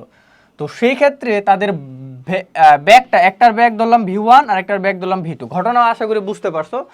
তো দুইটা মার্বেল একটা আরেকটাকে ধাক্কা দিলে তাদের ব্যাগ, একটার ব্যাগ v1 হয়ে গেল আর একটার ব্যাগ v2 হয়ে গেল। এখন তারা একসাথে মিল হয়েও যাইতে পারে, যে ধরো দুইটা একসাথে লেগে তারপর হচ্ছে জিনিসটা যাচ্ছে, অথবা দুইটা আলাদা আলাদাভাবে যেতে পারে। আলাদা আলাদাভাবে গেলে একটার ব্যাগ v1 আর একটার ব্যাগ v2, আর যদি একসাথে যায় তাহলে শেষ ব্যাগ দুইটারই হচ্ছে ব্যাগ ভি ধরে নিতে পারি, ভি। ওকে, তো ঘটনাটা আশা করি বুঝতে পারছো। তো সংরক্ষণশীলতা নীতি অনুযায়ী আমরা লিখতে পারি যে আদি অবস্থায় তার যে ভরবেগ ছিল, ভরবেগের যোগফল m1 u1 plus m2 u2, এইটা আমার শেষ ভরবেগের সমষ্টির যোগফলের সমান হবে। শুরুতে তাদের আদি ভরবেগ ছিল, সেই দুইটার যোগফল ইকুয়াল টু ঘটনার শেষে তাদের যে ব্যাগ হয়েছে সেই ব্যাগ অনুযায়ী তাদের যে ভরবেগ হবে।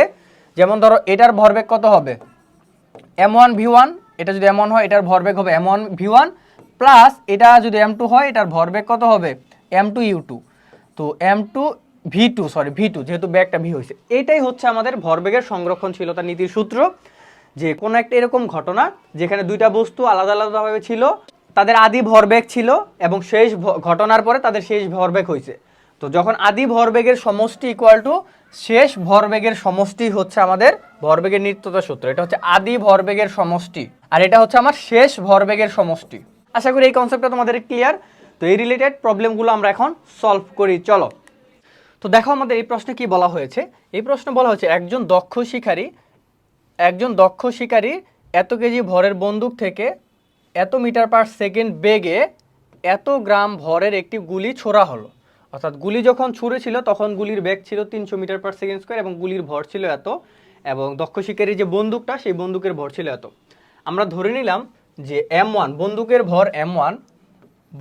ভর m1টা হচ্ছে আমাদের কত, 6 কেজি। তো বন্দুকের আদিবেগ আমরা জানি, এই টাইপের প্রশ্ন একটু আগে দেখে আসছি যে আদিবেগ থাকবে, শেষ বেগ থাকবে, তারপর হচ্ছে ভর থাকবে। তো m1 হচ্ছে 6 কেজি ধরলাম। তো বন্দুকের ভর m1, বন্দুকের আদিবেগ হচ্ছে 0। দেখো, তো বন্দুকের আদিবেগটা, বন্দুক সবসময় স্থির থাকে, এটা তোমরা সবাই জানো। তো বন্দুকের আদিবেগটা হচ্ছে 0 ধরে নিলাম, এবং বন্দুক থেকে যে বুলেট বের হয়েছে সেই বুলেটটাও কি শুরুতে স্থির ছিল।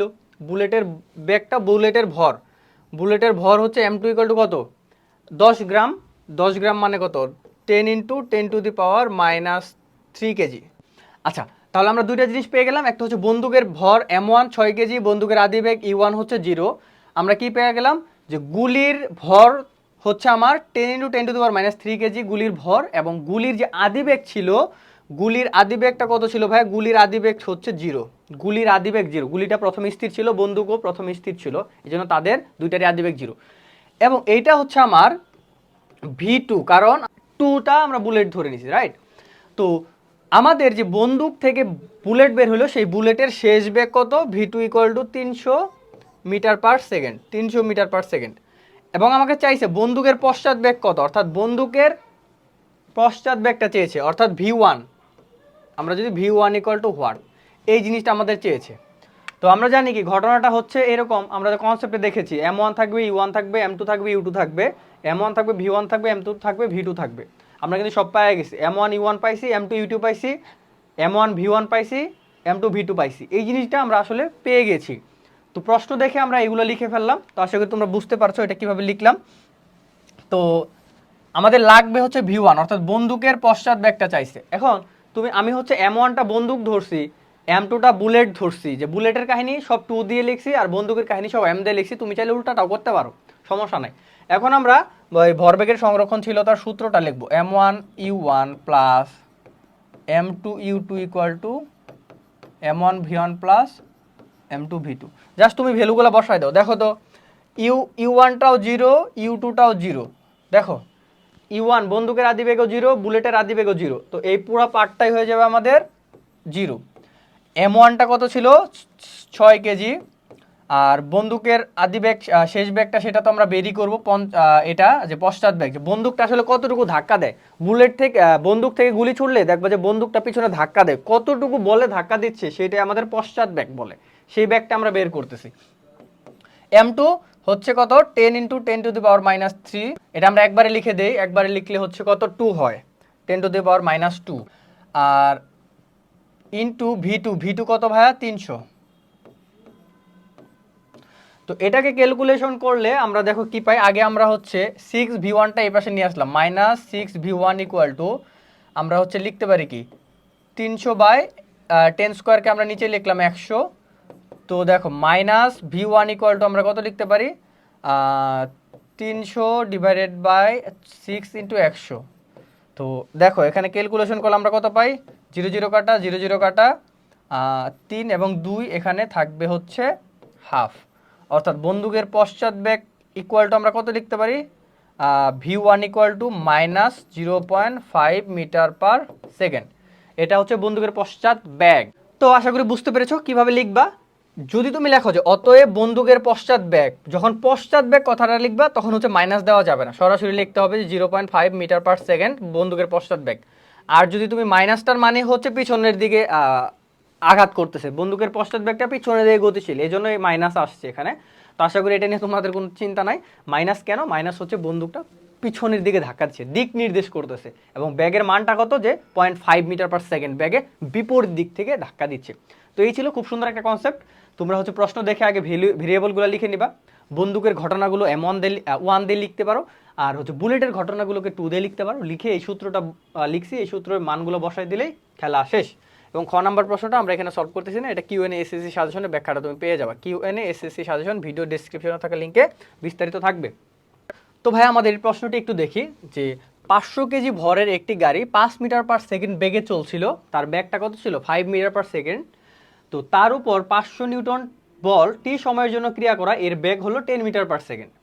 এরপর এরপর মানে কি, যখন বেগ 10 মিটার/সেকেন্ড হলো, এরপর গাড়িটি সুষম বেগে একই ভরের দাঁড়িয়ে থাকা আরেকটি গাড়িকে কি করলো? ধাক্কা দিল।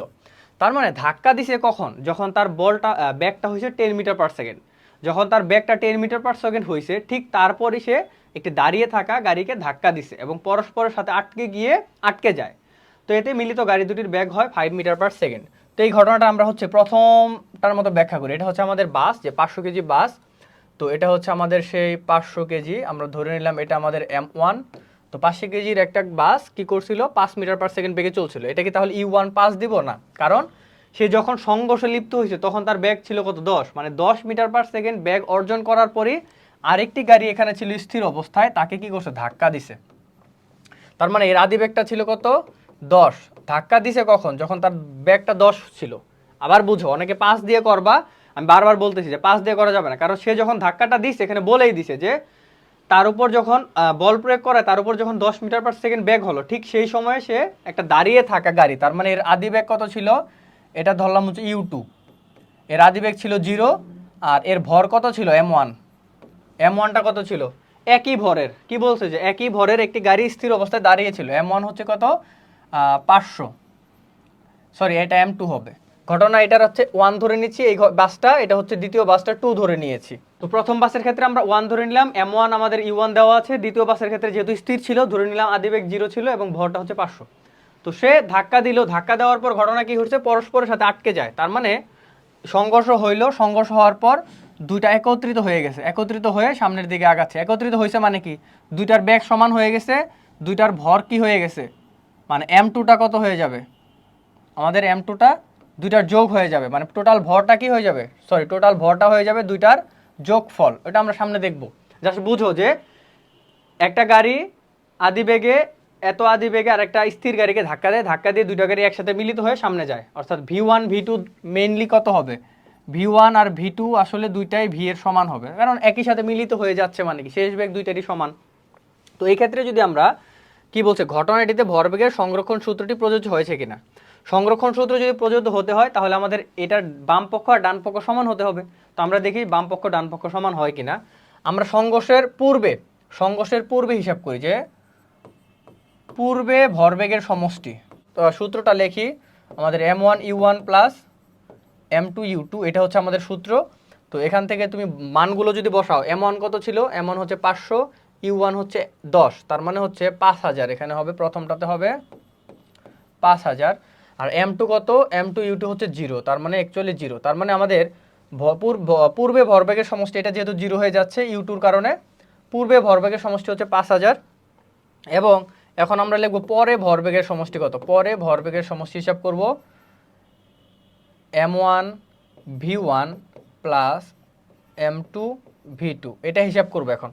তো দেখো m1টা কত ছিল আমাদের, m1টা হচ্ছে 500 ইন্টু, দেখো v1 আর v2 কিন্তু সেম ছিল, আমরা বলছি যেহেতু একসাথে মিলিত হয়ে গেছে, তো v1 আর v2-কে v ধরতে পারি, প্লাস m2 কত, m2 হচ্ছে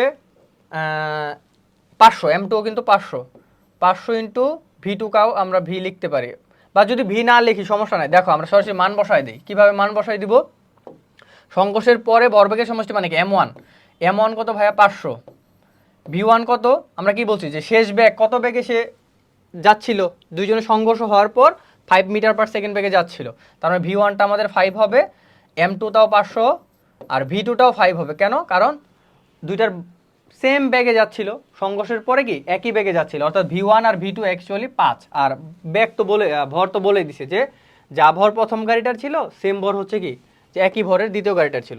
তো এটা আমরা ক্যালকুলেশন করে দেখি কত হয়, 2500 হয় এখানে, আর এখানে হয় 2500, এটা ইকুয়াল টু হয় কত, 5000। তাহলে আমাদের দেখো মিলছে কিনা, সংঘর্ষের পূর্বে ভরবেগের সমষ্টি ছিল 5000 এবং সংঘর্ষের পরে আমাদের ভরবেগের সমষ্টি 5000, তাহলে আমরা বলতে পারি কি ভরবেগের সংরক্ষণ সূত্রটি প্রযোজ্য হয়েছে। আশা করি এই জিনিসটা তোমরা খুব ভালোভাবে বুঝতে পেরেছো। আচ্ছা এখানে একটু ভুল লিখেছি, সেটা হচ্ছে নিউটন হবে না, ভরবেগ হচ্ছে কি হয়, ভর এবং বেগের গুণফল, তার মানে কেজি, ভরের একক হচ্ছে কেজি, বেগের একক হচ্ছে মিটার পার সেকেন্ড, এটাও কি হবে কেজি মিটার পার সেকেন্ড, এটা হবে। আমি যদি কোনো ম্যাথে এরকম দিয়ে থাকি, তোমরা হচ্ছে ভরবেগের হচ্ছে এককটা কেজি মিটার পার সেকেন্ড হিসেবে কনভার্ট করবে, কারণ এম এবং ভি এর একক গুণফলের এককটাই হচ্ছে এটা। তো এর পরবর্তী প্রশ্নটা আমরা যাই। পরের প্রশ্নটা কি বলছে দেখো, F2 এর মান বের করো, এটা হচ্ছে আমাদের বলের ম্যাথ, আশা করি এটা পারবা। বলের ম্যাথটা অ্যাকচুয়ালি বল F সমান ma, ওখান থেকে করতে পারবা তুমি, এটা এখানে দেখাচ্ছি না, আমি দেখাবো হচ্ছে ঘ নং ঘটনাটি দেখাই। তো উদ্দীপকের প্রতিফলিত ঘটনা ভরবেগের নিত্যতা মেনে চলে কিনা, দেখো এখানে হচ্ছে আমাদের সূত্রের প্রতিপাদন দিছে। আমরা যে প্রথমে যে সূত্রটা শিখেছিলাম না, আমার এই সূত্রের প্রতিপাদন যে এটা ইকুয়াল টু এটা যদি হয়, তাহলে সে কি করে, ভরবেগের সংরক্ষণশীলতা নীতি মেনে চলে, তাই না? তো এটা আমরা দেখবো এখন। দেখো এখানে ঘটনাটা কি ঘটছে, ঘটনা হচ্ছে যে দুইটি বস্তু আছে, যার আদি বেগ হচ্ছে u1 আর বেগ হচ্ছে, যার আদি বেগ হচ্ছে দেখো এখানে দুইটা বস্তু আছে, M1 এবং M2 ভরের দুইটা বস্তু যাদের আদিবেগ U1 এবং U2। তো এই ঘটনা হচ্ছে সংঘর্ষের ঘটনা, এই ঘটনা হচ্ছে সংঘর্ষ হয়েছে। তো যখন সংঘর্ষ হয়েছে তখন হচ্ছে এই M1 বস্তুটা, M1 ভরের বস্তুটা M2 ভরের বস্তুটাকে F বল প্রয়োগ করছে, যার ফলে বিপরীত দিকে সে F1 একটা বল, প্রতিক্রিয়া বল পাইছে। সেমভাবে M2 বস্তুটাও এই বস্তুর উপর একটা কি বল প্রয়োগ করছে, যে বলটা অ্যাকচুয়ালি F2। তো সেই বল প্রয়োগ করার ফলে M2 বস্তুটাও কি F2 বলে F2 প্রতিক্রিয়া বল লাভ করছে। ঘটনা কি, যে M1 বস্তুটা M2 বস্তুকে আঘাত করছে, আঘাত করার ফলে সে উল্টো দিকে একটা, যে বলে আঘাত করছিল F বলে, তার উল্টো দিকে একটা প্রতিক্রিয়া বল পাইছে F1। M2 বস্তুটাও কি করছে, যে এই বস্তুটাকে ধাক্কা দিচ্ছে বা বল প্রয়োগ করছে, বল প্রয়োগ করার ফলে কি হয়েছে, তারও একটা বিপরীত দিকে প্রতিক্রিয়া বল সৃষ্টি হয়েছে। তো এটাই নিউটনের গতির তৃতীয় সূত্র, যে কোনো একটা বস্তুতে ক্রিয়া এবং প্রতিক্রিয়া বল সমান এবং বিপরীতমুখী। অর্থাৎ এখানে আমি বলতে পারি যে F1 আর F2টা হচ্ছে সমান কিন্তু দিক বিপরীত বা সমান এবং দিক বিপরীত। তাহলে আমরা যদি ক্যালকুলেশন করি যে F1 সমান কি জানি আমরা, M1 A1, F2 সমান আমরা কি জানি, M2 A2। আশা করি আমরা এটা জানি, এটা আমরা বুঝতে পেরেছি। এখান থেকে এর পরের লাইন আমরা কি লিখতে পারি, দেখো আমরা M1 লিখতে পারি A, ত্বরণে এর পরিবর্তে আমরা কি লিখতে পারি, যে V1 minus U1 divided by T1, যেহেতু 1 এর খেলা 1 সব, মাইনাস M2 ইকুয়াল টু আমরা কি লিখতে পারি, দেখো A2 এর পরিবর্তে আমরা কি লিখতে পারি, V2 minus U2 divided by T2, যেহেতু T2 আমরা হচ্ছে 2 দিয়ে লিখছি আর কি। তো আশা করি বুঝতে পারছো যে ত্বরণ এ সমান আমরা এটা লিখতে পারি। তো এখন তুমি যদি হচ্ছে গুণ করে দাও তাহলে ঘটনা কি ঘটে, আমি উপরে গুণ করে দিই, M1 V1 minus M2 U1, sorry M2 না M1 হবে, তাই না, M1 হবে, আমি জাস্ট M1 দিয়ে গুণ করে দিচ্ছি। M1 দিয়ে যদি গুণ করে দিই তাহলে কি হয়, M1 V1 হলো আর M1 U1 হবে, আর নিচে থাকবে আমাদের T1। এদিকে কি ঘটনা ঘটছে, মাইনাসটা এখানে দিয়ে নিলাম, এদিকে ঘটনা ঘটছে হচ্ছে M2 দিয়ে V2 গুণ মাইনাস M2 দিয়ে U2 গুণ, আর নিচে হচ্ছে T2, নিচে হচ্ছে আমাদের কি T2। অ্যাকচুয়ালি যখন এই ঘটনা ঘটে, ঘটনাটা হচ্ছে একই সময়ে ঘটে, যার জন্য T1 এবং T2 সমান। কি বলছি, ঘটনাটা যখন ঘটে তখন হচ্ছে একই সময়ে ঘটনাটা ঘটে, যার জন্য আমরা T1 এবং T2কে সমান ধরতে পারি। এর মানে হচ্ছে আমাদের ক্রিয়া বল এবং প্রতিক্রিয়া বল যেই মুহূর্তটা হয়েছে সেই মুহূর্তের সময়টা T বা সমান ধরতে পারি। এই জন্য T1 ইকুয়াল টু T ধরে নিয়ে, অথবা শুরুতে আমরা T লিখতে পারতাম অ্যাকচুয়ালি। তো ধরো দুইটা সমান, ভেনিশ হয়ে গেল, M1 V1 minus M1 U1 equal to, এখানে একটা মাইনাস আছে যার জন্য এখানে আমাদের কি হয়ে যাবে, M2 V2 আর মাইনাসে মাইনাসে প্লাস হয়ে কি হয়ে যাবে, M2 U2। আমরা যদি সবগুলো একসাথে করি, M1 V1 এর সাথে এদিকের এই মাইনাসটা এদিকে আনলাম, এটা এই পাশে আনলাম, তাহলে কি হয়ে গেল, M2 V2 হয়ে গেল। আর এখানে M2 U2 ছিল, আর এই পাশের M1 U1টা ওই পাশে নিলে প্লাস হয়ে যাবে, তাহলে M1 U1। তাহলে দেখো এটাই কি আমাদের প্রথম সূত্রটা ছিল না, আমরা যদি সাজিয়ে লিখি, এই পাশটা এই পাশে লিখি M2 V2, এটাই কিন্তু আমাদের নিউটনের ভরবেগের সংরক্ষণশীলতা সূত্রটা ছিল। আমরা মানে মেইনলি প্রমাণ আসছে, প্রতিপাদন আসছে, একটা ঘটনা আসছে, এই ঘটনা থেকে আমরা কিভাবে নিউটনের তৃতীয় সূত্র অনুযায়ী এই ভরবেগের সংরক্ষণশীলতার নীতিটা প্রমাণ করতে পারি, এই জিনিসটি আসলে এটা আসছে। তো আশা করি তোমরা এটা বুঝতে পেরেছো। তো এরই সাথে সাথে আমাদের কি হয়ে গেল, যে সকল টাইপের সকল প্রশ্ন সমাধান করা হয়ে গেল। আশা করি সব কিছু তোমরা বুঝতে পেরেছো। তো কোনো প্রশ্নে যদি সমস্যা থাকে তাহলে তোমরা কমেন্টে জানাতে পারো, বুঝতে সমস্যা হলে আমরা সলভ করে দেওয়ার চেষ্টা করব। এবং ভিডিওটি ভালো লাগলে লাইক কমেন্ট করতে ভুলো না, এবং কোনো সমস্যা হলে ক্লাসটি আরেকবার দেখতে পারো। তো ধন্যবাদ সবাইকে, দেখা হচ্ছে পরবর্তী একটি ক্লাসে।